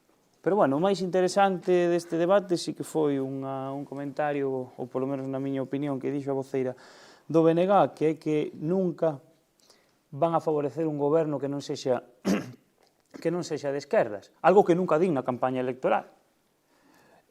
No, polo menos na de Betanzos non o dixeron, pero, bueno, simplemente que quede constancia que os betanceiros, que os galegos recorden que un voto BNG sempre vai ser un voto ao Partido Socialista. Moitas gracias. Ten o seu turno agora, xa aproveite. Moitas gracias. Moitas grazas. Voceira nacionalista ten a palabra. Grazas por esas leccións de moralidade. Volvo a repetilo, que quede constancia, o voto ao BNG nunca vai ser un voto á dereita, jamás, nunca. Salíndonos desto, dan vostedes leccións de que retiren os corruptores. Onde están os seus? Onde están os seus corruptores de todas estas tramas que nombramos, que ningún deles renunciou ao seu cargo público, nin renunciou ao seu posto nos distintos organismos do Estado? Ningún. O sea, piden vostedes o que non fan dentro do seu partido. Eso chámase demagoxia. É dicir, señalar o outro cando nos interesa e despois ter a nosa casa sin barrer ca merda hasta o tellado, eso non é ser corrientes. Como di o voceiro do grupo de goberno, é noxento para todos, é dicir, é noxento veña de onde veña, do partido do que sexa. E volvo a insistir, hai que pedir explicacións, hai que explicarlle á cidadanía que pasou, que non pasou, e pedir responsabilidades para que esta xente e para que isto non siga. Pero volvo a insistir, non só nos corruptos, sino nos corruptores tamén, porque esas empresas son sempre as mismas. Esas empresas deberían de estar vetadas e non deberían de poder traballar ca administración pública en ningún momento, porque son as que manteñen toda esta xente. Porque salimos de un lado e entramos de delegado de presidente de lo outro de. O sea, que quede ben claro, isto é unha demagoxia, non sei como non teñen vergonza de traer este tipo de mocións cando teñen o que teñen que barrer na súa casa. Nada máis, moitas grazas. Moitas grazas. Voceiro socialista ten a palabra. Ben, nada, vou tratar de ser breve. Si Felipe González, e me consta que dixo eso, tamén me causa repulsa e nocho que Felipe González diga iso. Totalmente, e non o teño por que ocultar, pero sobre quen é capaz de manipular unhas primarias, pode manipular unhas eleccións xerais, ese non foi Felipe González. Ese foi Aznar recentemente nunha entrevista no diario O Mundo e ao día seguinte saliu a decirlo o señor Feijóo. Pero, cada un rende as súas palabras. Evidentemente, eu non tratei de compensar nada, simplemente confrontei dúas formas de reaccionar frente á corrupción. Por unha banda, tomar accións rápidas, contundentes e inmediatas, é dicir, apartar ao posible corruptor e poñer a disposición das forzas e corpos de seguridade do Estado todos os dispositivos que teñen que ser investigados fronte a pedirlle que aguante e que resiste, non pedirlle nin exixirlle a dimisión ou destrozar os ordenadores para que non collan probas. E a pesar de facer todo iso, o Partido Popular foi condenado polo Supremo por corrupción. E o tesoureiro do Partido Popular, que levaba unha contabilidade B e que levaba, creo que foron 40 millóns de euros para Suiza, pois está na cárcere e nos seus apuntes contables era onde figuraba M. Rajoy. Eu non trato de compensar nada, simplemente estou dicindo as dúas formas de actuar. Si collemos a foto da boda do fillo de Aznar, entre empresarios condenados pola Gürtel e exministros, pois a día de hoxe hai máis convidados na cadea que fora dela. Polo tanto, leccións axustas. E como di vostede que non se trata de siglas, que se trata de loitar contra a corrupción e que cada un dos grupos, en función da votación, pois quedaremos retractados, eu lle vou facer unha proposta de emenda, que sería emendar os acordos que vostedes presentan e nesa área de loitar contra a corrupción, pois propoñemos que os acordos sean os seguintes. O Pleno do Concello de Betanzos manifesta o seu firme compromiso coa defensa do Estado de Dereito, da independencia judicial e da loita contra a corrupción, sexa cal sexa o partido político ou persoa implicada. O seu apoio á actuación rigurosa e transparente das institucións públicas e das forzas e corpos de seguridade do Estado na loita contra calquera forma de corrupción. A súa condena rotunda á utilización partidista da xusticia como ferramenta de persecución política e a necesidade de blindar a política local fronte á utilización partidista e difamatoria das institucións, preservando o bo nome dos concellos e centrando a acción municipal nas políticas que melloran a vida da veciñanza, afastando os plenos do barro da confrontación estatal e do uso político da mentira. Se vostedes aceptan votar estes acordos, votaremos de forma favorable. Si manteñen a moción, evidentemente vamos a votar en contra, porque eso sí é unha utilización partidista. Ben, rematou a segunda quenda de intervencións. Voceiro Popular acepta a emenda presentada polo voceiro socialista ou non? Voceiro Popular. Pode volver a ler os acordos. Pode volver a ler os acordos. Son bastantes e non... Intento tratarei de vocalizar mellor e ir máis despaciño. O Pleno do Concello de Betanzos manifesta o seu firme compromiso coa defensa do Estado do Dereito, da independencia judicial e da loita contra a corrupción, sexa cal sexa o partido político ou persoa implicada. O Pleno do Concello de Betanzos manifesta o seu apoio á actuación rigurosa e transparente das institucións públicas e das forzas e corpos de seguridade do Estado na loita contra calquera forma de corrupción. O Pleno do Concello de Betanzos manifesta a súa condena rotunda á utilización partidista da xusticia como ferramenta da persecución política. E o Pleno do Concello de Betanzos manifesta a necesidade de blindar a política local fronte á utilización partidista e difamatoria das institucións, preservando o bo nome dos concellos e centrando a acción municipal nas políticas que melloran a vida da veciñanza, afastando os plenos do barro da confrontación estatal e do uso político da mentira. A emenda. A emenda. Ben, pois, señor secretario, que se someta a votación. Claro. Deles polos... Vale. Perfecto. Na que se sustitúen todos os acordos da moción presentada polos que acaba de dar lectura o voceiro socialista e que entregará por escrito a Secretaría. Entón, con esa sustitución que se someta a votación. Votos en contra. Abstencións. Votos a favor. Unanimidade. Ben, pois alégrome que quedemos retratados todos e todas con este apoio unánime a estes acordos. Ten un minuto para aclaración de voto. No, simplemente que nos gustaría que nos achegaran unha copia desto para que... Efectivamente, terán unha copia os 3 outros grupos que non traía preparada, creo.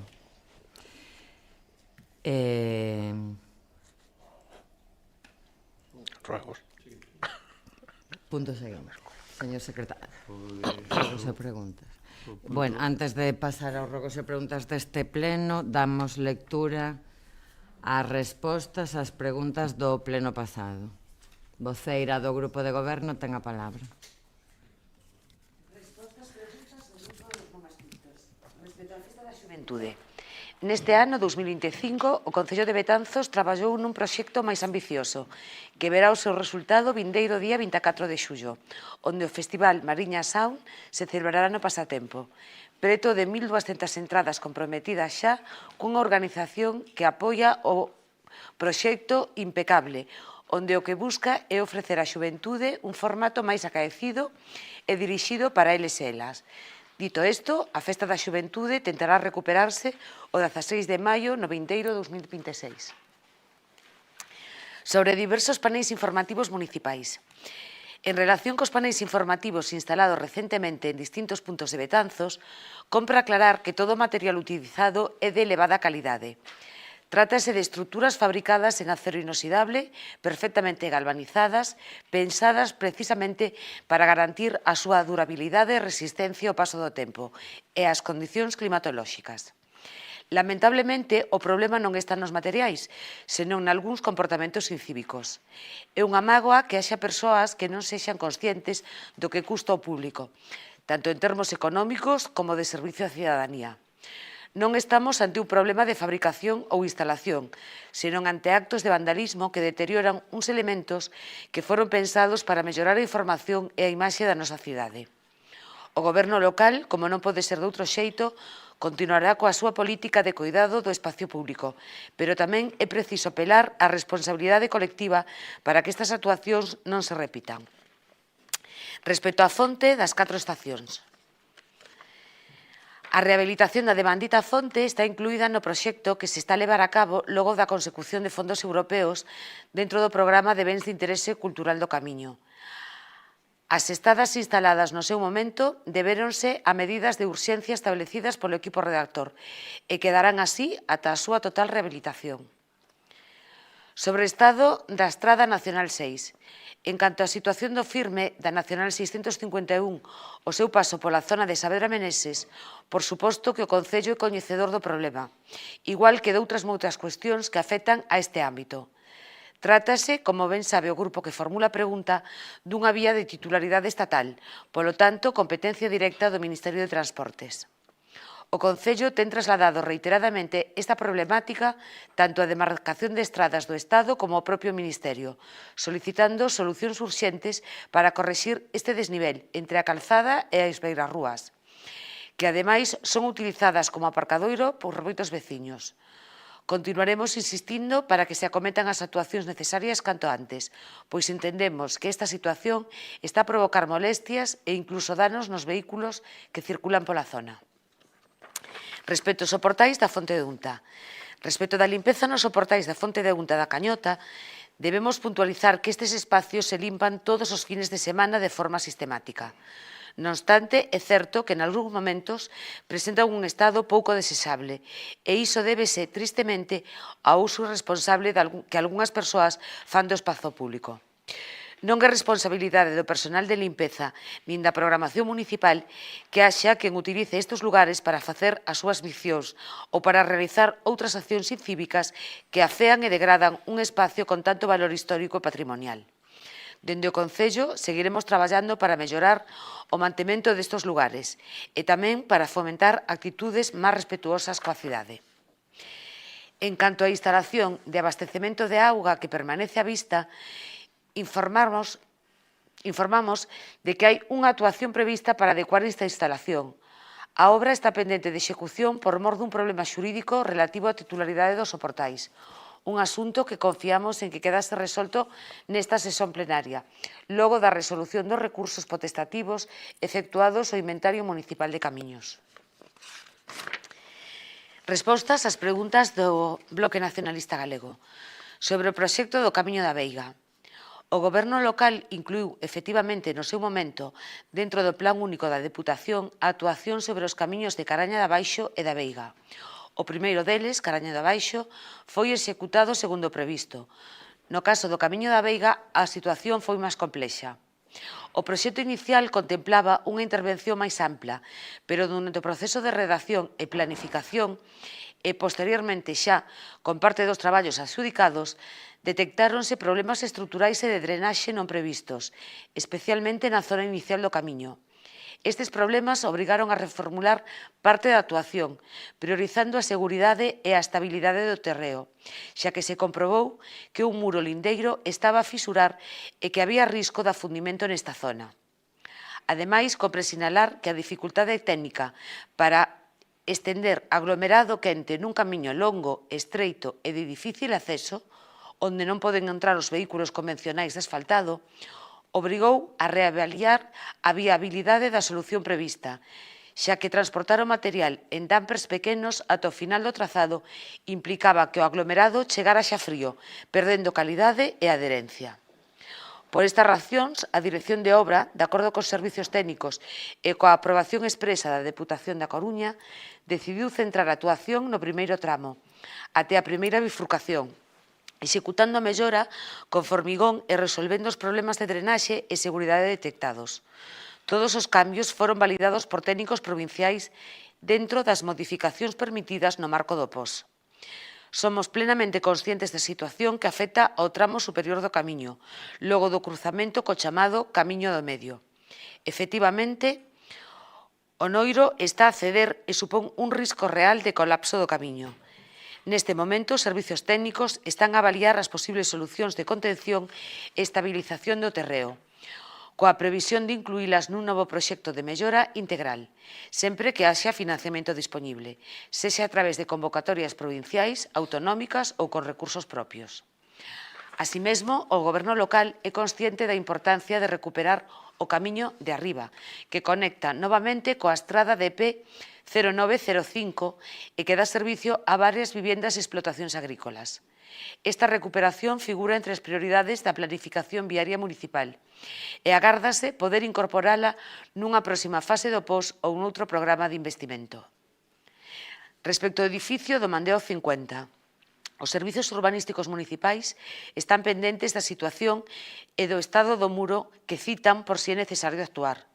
Respecto á situación do edificio, a licencia tramitada no seu momento non está caducada e estáse a traballar na posibilidade de que dentro da normativa urbanística e tendo en conta as actuacións necesarias para a reposición da legalidade, se lle poida dar unha nova saída á situación deste edificio e dunha vez por todas resolver o expediente.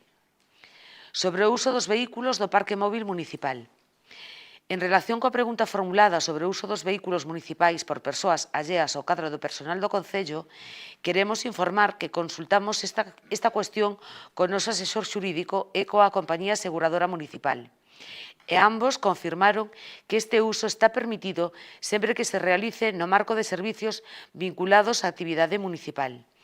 Isto inclúe, por exemplo, a persoas voluntarias de protección civil, así como a persoal que presta servicios externos para o Concello a través da empresa concesionaria, especialmente en tarefas operativas ou de mantemento. En todos estes casos, o uso dos vehículos está autorizado, controlado e cuberto pola póliza de seguros do Concello, polo que non existe ningún risco legal nin para as persoas condutoras nin para a veciñanza. O Goberno local é plenamente consciente e garante que o parque móvil municipal se utiliza exclusivamente para tarefas de interese público, baixo supervisión e dentro da legalidade vixente. Respecto ao estado que presenta a traseira do Parque Pablo Iglesias. As labores de limpeza e mantemento na traseira do Parque Pablo Iglesias, así como na contorna da área de autocaravanas e o Parque Canino, realízanse de maneira ordinaria, ordenada e programada polo Concello. Compre ter en conta que a situación meteorolóxica dos últimos meses, con abundantes choivas e temperaturas suaves, favoreceu un crecemento excepcional da vexetación, o que incrementa visualmente a sensación de descoido, a pesar das intervencións habituais. No que respecta ao material ali depositado, trátase de restos xerados polas obras recentes nos parques do casco histórico. Está previsto que a empresa responsable da execución destas actuacións proceda á súa retirada ao longo dos próximos días. Sobre o humidal artificial na depuradora de Viladesuso. En relación coa iniciativa de creación dun humidal artificial nas inmediacións do Encoro de Cebre, informamos que as obras comenzaron a semana pasada, tal e como estaba previsto. Trátase dun proxecto colaborativo que contribuirá a mellorar a calidade da auga e a biodiversidade da zona. A intención do Goberno local é tratar de continuar con este tipo de iniciativas para mellorar a calidade das nosas augas. Respecto ao malestar de algúns usuarios do complexo deportivo do Carregal. A sauna pechouse para labores de mantemento. Nun só día arranxáronse os danos e os usuarios chegaron a agradecer ao persoal do complexo a axilidade das labores. Sobre o estado do paseo fluvial que bordea o río Mendo. En canto ao estado do paseo fluvial da Galera, nos últimos días hai operarios municipais realizando labores de mantemento e limpeza nesta zona, despois de manter diversas reunións coa veciñanza para coñecer de primeira man as súas demandas. Está previsto tamén que se substitúa o mobiliario urbano que se atopa en mal estado, como bancos e fontes. Importa salientar que a limpeza do paseo realízase de maneira ordinaria, incluindo a eliminación continua de grafitis, unha tarefa que acomete regularmente o personal municipal. Respostas ás preguntas do Partido Popular. Respecto á situación de varios camiños na parroquia de Guiliade. En relación co estado das estradas da parroquia de Guiliade e Piadela, queremos sinalar que somos plenamente conscientes do seu estado. Evidentemente, en canto dispoñamos dos recursos necesarios, procederase a súa mellora dentro do plan de actuación que ten establecido este Concello. Os traballos de desbroce e mantemento dos firmes realízanse de forma ordenada e ordinaria, segundo as planificacións técnicas. Sobre o Club de Lectura, compre aclarar que este espacio é un centro social que está pensado para o uso habitual das persoas maiores durante o día. A aula préstase para o estudio a partir das 8 da tarde, unha vez finalizadas as actividades propias do centro. En canto á biblioteca, lembramos que é natural que se realicen actividades de lectura en grupo, como ocorre en todas as bibliotecas públicas, compatibilizándose co uso de estudo. Sobre a demanda de máis enchufes, será analizada polo Servicio Municipal de Electricidade para valorar posibles melloras. Respecto ao camiño de Sanxiao, informamos que somos coñecedores da situación. Varios técnicos municipais desprazáronse á zona para facer valoracións e agárdase actuar nas próximas semanas, sempre dentro das prioridades técnicas e disponibilidade orzamentaria. Sobre os colectores da avenida Jesús García Naveira, queremos trasladar que o Concelleiro de Medio Ambiente reunirse co xerente do Consorcio de Residuos trasladándolle as queixas veciñais. Na próxima licitación prevista, proporase xa a eliminación dos colectores soterrados. En canto a recollida do vidro, non é certo que non se retire desde hai 2 anos. Faise de forma ordinaria cada 10 ou 15 días, dependendo da zona. En relación ao volumen dos novos semáforos, o anterior foi retirado e instalarase un novo dispositivo con volume regulable, máis acorde á contorna. A retirada produciuse hai 3 semanas. Respecto á colocación dun punto de luz na ponte peonil do Malecón, a petición será avaliada por los servicios eléctricos municipais como corresponde. sobre a reposición de volardos en Rosalía de Castro. Non tiñamos conocemento previo desta situación, pero, como sempre, este Concello estará a disposición da veciñanza para repoñer ou arranxar os elementos necesarios unha vez recibida a comunicación formal correspondente. Respecto ao pintado exterior do Camposanto municipal, sinalar que a pintura utilizada é de calidade adecuada, como todos os materiais empregados nos traballos deste Concello. Compre lembrar que se trata dun cemiterio con máis de 100 anos, construído con materiais como pedra, moi expostos á humidade e ás condicións de intemperie. Esta situación fai que algunhas paredes amosen humidades con máis frecuencia, non sendo responsabilidade directa da pintura, senón das condicións estruturais. Os traballos de mantemento realízanse de maneira periódica e planificada. Sobre as escaleiras de acceso ás fincas do Mandeo, informamos que a zona foi obxecto dunha limpeza hai unhas semanas. Non obstante, analizarase novamente o estado do firme e estudarase a posibilidade dunha actuación máis profunda, sempre priorizando a seguridade da veciñanza. Nada máis. Moitas grazas. Pasamos á lectura dos rogos e preguntas deste pleno. Concelleiro non adscrito, ten a palabra. Gracias, señora alcaldesa. La zona de baja del Parque de Pasatiempo presenta un estado de abandono que no debería permitirse. En un espacio tan emblemático, los estanques acumulan basura y suciedad. El suelo de madera a algunas áreas está deteriorado e inestable. La maleza invade el recinto y el reloj solar sigue roto sin reparar. Ante esta situación, medidas concretas y urgentes que tiene previsto el gobierno local para garantizar todos estos arreglos. Número 2. En la parroquia de Bravío, los caminos del Regueiro y la Pagoda se encuentran en un estado lamentable, dificultando incluso e impidiendo que los vecinos puedan acceder con sus vehículos a sus fincas, según nos comentan los afectados. Esta es una demanda que ya se trasladó en varias ocasiones a este concello. ¿Qué actualizaciones tiene previsto llevar a cabo el gobierno local para garantizar la limpieza y el acondicionamiento y conservación de estos caminos y en qué plazos? Vecinos de la calle Nuestra Señora del Camino denuncian que a la altura del número 20, donde se encuentra la fuente, se acumula mucha maleza e invade la zona ofreciendo una imagen de abandono en un punto utilizado por muchos ciudadanos. ¿Qué medidas tiene previsto adoptar el gobierno local para garantizar la limpieza y el desbroce inmediato de esta área para asegurar su adecuado mantenimiento en el futuro? El número 5 procede a los incendios que... Gracias, señor Fernández, ya nos lo explicó usted, ya no lo voy a seguir nombrando. La cuarta, perdón. Y la número 5 la de mi compañero, ¿vale? Ben, refírese a un rogo que nos trasladan varias persoas que están implicadas na recuperación e conservación do Parque do Pasatempo que nos expresan a súa preocupación polo estado actual, en concreto da cuarta terraza do parque, a que incorpora o muro das viaxes. Principalmente son tres cousas as que lles preocupan. En primeiro lugar, a vexetación que crece sen control en toda a terraza. Como xa se ten demostrado, iso vai a repercutir na estabilidade estrutural do conxunto, xa que esa vexetación se asenta sobre as covas artificiais. Ademais, as especies arbóreas están sen podar e as polas están rozando contra os relevos do morteiro do muro das viaxes, o que implica desprendementos parciais. En segundo lugar, é preocupante o crecemento dunha hedra no muro setentrional da terraza, especialmente na árbore xenealóxica do capital, pois está completamente coberto por esta. E tamén a escultura de Eros e Psique. Se non se elimina canto antes, vai romper esa escultura. Terceiro, volve a haber un importante embolsamento de auga na toma da traída que hai a carón da porta de acceso á cuarta terraza. Iso vai a repercutir no sistema interior hidráulico que baixa desde o estanque de Salomón cara a todo o parque, ata desembocar no estanque do Retiro. Recórdese que eses embolsamentos xa causaron danos irreparables, como, por exemplo, o abobamento do muro da Arxentina, que para non derrubarse está apuntalado dende 2021. Estes agravios poden solventarse simplemente con tarefas de mantemento, as cales son un deber co que ten que cumprir o Concello de Betanzos, tal e como se exixe no artigo 32 da Lei de Patrimonio Cultural de Galicia.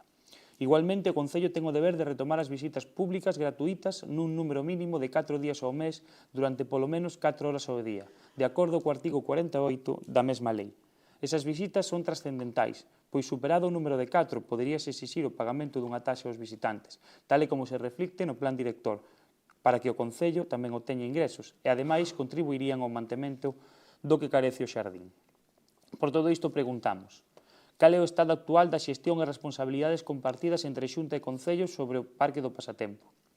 Por que non se están tomando medidas urxentes para controlar a vegetación semanalmente?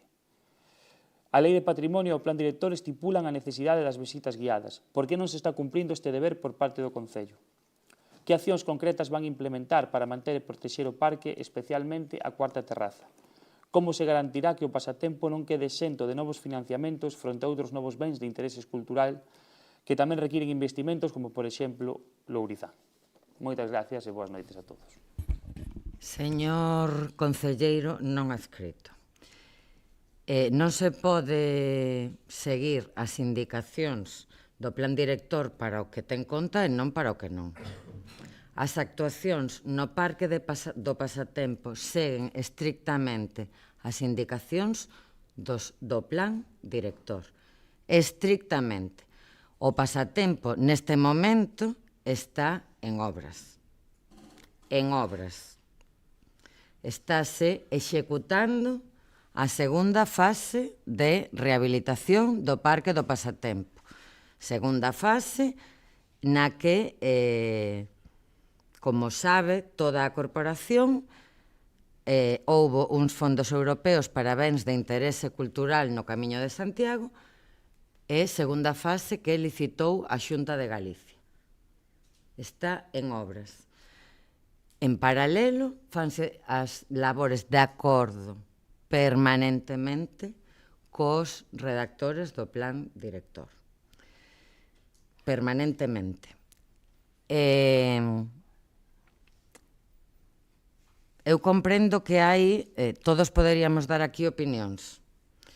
Evidentemente hai persoas que saben máis do tema que outras, pero evidentemente obriga das administracións seguir as indicacións estrictas do plan director. As indicacións cando se está en obras e as indicacións que dá de cara ao futuro, cando chegue o momento. Non me gusta a expresión de dúbida. Non me gusta. Se ten algunha dúbida, plantexa seriamente. Pero seriamente. Pero seriamente.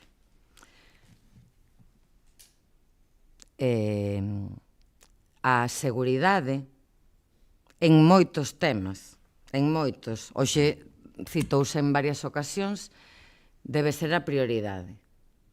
A seguridade das persoas e a seguridade do patrimonio. As dúas. Esa é a premisa que guiou o plan director, esa é a premisa que guía ao Concello de Betanzos. Primeiro, a seguridade das persoas e do patrimonio. Voceira nacionalista, ten a palabra. Grazas.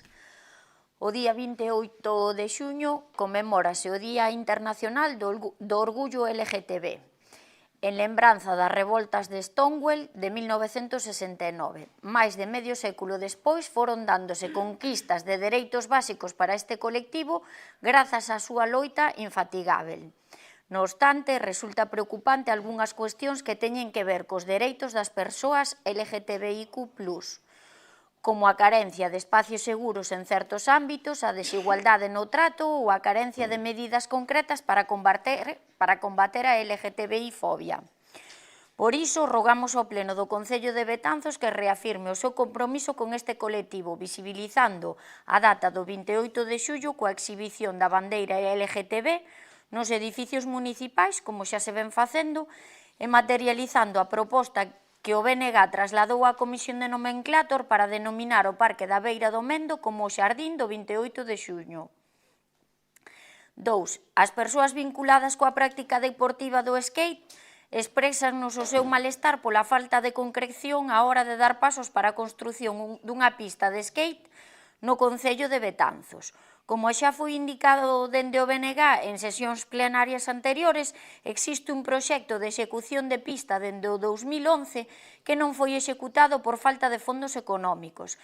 Que programas e subvencións ten solicitados o Concello de Betanzos para a inclusión dun skate park no noso municipio ao longo destes anos.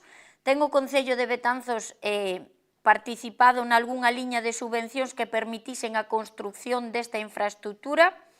De que medidas ten pensado desenvolver o equipo de goberno para a construcción deste skatepark no noso Concello? 3. Nos últimos días, as veciñas e veciños de Betanzos puidemos ver como era derrubado o edificio da antiga adega do Galo na Rúa Travesa. O edificio derrubado como consecuencia do perigo que supoñía para veciñas e viandantes sitúase ao carón do parque que recentemente se construiu na Travesa e que aínda non foi aberto á veciñanza. Dende o BNG propoñemos ao goberno local que dea os pasos que sexan necesarios para ampliar o mencionado parque porque incluir dentro deste equipamento de lecer o solar que ocupaba a adega do Galo. En definitiva, pode o equipo de goberno ampliar o xardín da Travesa anexionando o solar que ocupaba o edificio derrubado e dándolle unha utilidade para o conxunto da veciñanza de Betanzos? 4. Hai uns meses, na xuntanza da Comisión de Nomenclator en que se fixeron propostas para o Premio Úrsula Meléndez de Teixeda, no BNG trasladamos a proposta de dedicarlle este pleno ás adegueiras do viño do país, unindo a súa faceta de mulleres traballadoras e como maneira de conmemorar o Día das Letras Galegas do 2025. A proposta foi ben acollida e indicouse nes que se faría algunha actividade relacionada con esta temática. Hoxe xa no mes de xuño e pasado o 8 de marzo as Letras Galegas non tivemos coñecemento de ningunha planificación de actividade nesta liña. Pode o equipo de goberno indicarnos se se está a traballar nalgúnha iniciativa relacionada coa homenaxe ás adegueiras do viño do país de Betanzos. 5. Hai unhas semanas, no mes de maio, a veciñanza de Betanzos foi coñecedora de que ningunha empresa optaba a xestión do mercado municipal de Betanzos, que foi recentemente remodelado. Desde o equipo de goberno indicouse que se revisará o prego técnico e que se reabrirá unha nova licitación. No BNG sempre defendemos a xestión directa deste servicio e continuamos a defendela, máxime despois de coñecer esta noticia. En definitiva, pode o goberno local valorar a posibilidade de asumir a xestión directa do mercado para o seu funcionamento no futuro? 6. As persoas que navegan pola ría e polo río Mandeo alertáronnos das malas prácticas que os condutores de motos acuáticas están a desenvolver na nosa ría. Como é sabido, a navegación deste tipo de vehículos non está permitida na franxa de mar contigua á costa nunha largura de 200 metros, agás para o seu varado nas praias ou para sair ao mar dende elas. Ademais, non está permitido afastarse máis de 2 millas da costa nin navegar dentro dos recintos portuarios, agás no caso dos portos deportivos. As motos acuáticas non poden superar os 3 nós de velocidade. Esta normativa estáse a incumprir de maneira reiterada e desde o BNG pedimos ao goberno local que actúe. Pode o equipo de goberno instar ás autoridades competentes para que vixíen a correcta navegación das motos acuáticas ao longo da ría de Betanzos e do río Mandeo? 7. A veciñanza do barrio da Madalena volve a expresar o seu malestar por estado que presenta o solar no que se sitúa a antigua fábrica da luz de Betanzos, declarada ben de interese cultural pola Xunta de Galiza. Pode o equipo de goberno instar a empresa propietaria da fábrica a que limpe a parcela e solucione os problemas de salubridade que o seu estado ocasiona? Na mesma liña, desde que se efectuaron as últimas tarefas de consolidación no BIC, non tivemos máis novidades sobre as actuacións que a empresa pretende facer coa edificación. Pode o equipo de goberno informarnos sobre as novidades sobre o expediente da fábrica da luz? 8. A veciñanza de diferentes zonas de Betanzos amósannos o seu malestar polo estado en que se atopa a ribeira do río Mendo, nas inmediacións das áreas comerciais. Ao longo de toda a beira do río hai numerosas árbores caídas e compre unha limpeza en profundidade. Por outro lado, reiteramos o mal estado da ponte de madeira que cruza o río Mendo nesa zona. A pesar dos pequenos labores de mantemento que se realizaron, compre unha reparación integral da estrutura para evitarlle problemas de seguridade á veciñanza. Na mesma liña, tamén a veciñanza de Bravío nos reitera a necesidade de limpiar varios camiños da parroquia, en concreto os camiños da Marrona e do Regueiro, que aínda a día de hoxe son de moi difícil acceso polo seu estado. Pode o equipo de goberno desenvolver as labores con celeridade? Grazas. Nada máis. Boa noite. Moitas grazas. Voceira popular, ten a palabra. Bueno, pasa das 12, non cenamos. Eu, por respeto ao personal, prefiro entregar os... Pois, prefire, é o que vostede prefire. Se me permite. Sí. E así... Moitas gracias. Moitas. Levo algún apunte por aí, pero enviámonos por correo. Agradezo que os envíen por correo, se poden tamén. Entón, sen máis asuntos que tratar. Bueno, antes de levantar a sesión, dous recordamentos moi rápido. Por cuestións importantes, me parece, para a corporación. O sábado, a 1, como xa anunciara no pleno pasado, vai ter lugar o cambio de nome do pabillón municipal do Carregal. Este sábado, pasado mañá, a 1 do mediodía. E o domingo, como saben, é a ofrenda en Lugo ao Santísimo Sacramento, ofrenda que cada ano fai unha capital do antigo Reino de Galicia, que este ano corresponde ao Concello de Betanzos. Será ás 11 na Catedral de Lugo o domingo. Nada máis. Sen máis asuntos que tratar, levantamos a sesión. Boa noite a todas e a todos.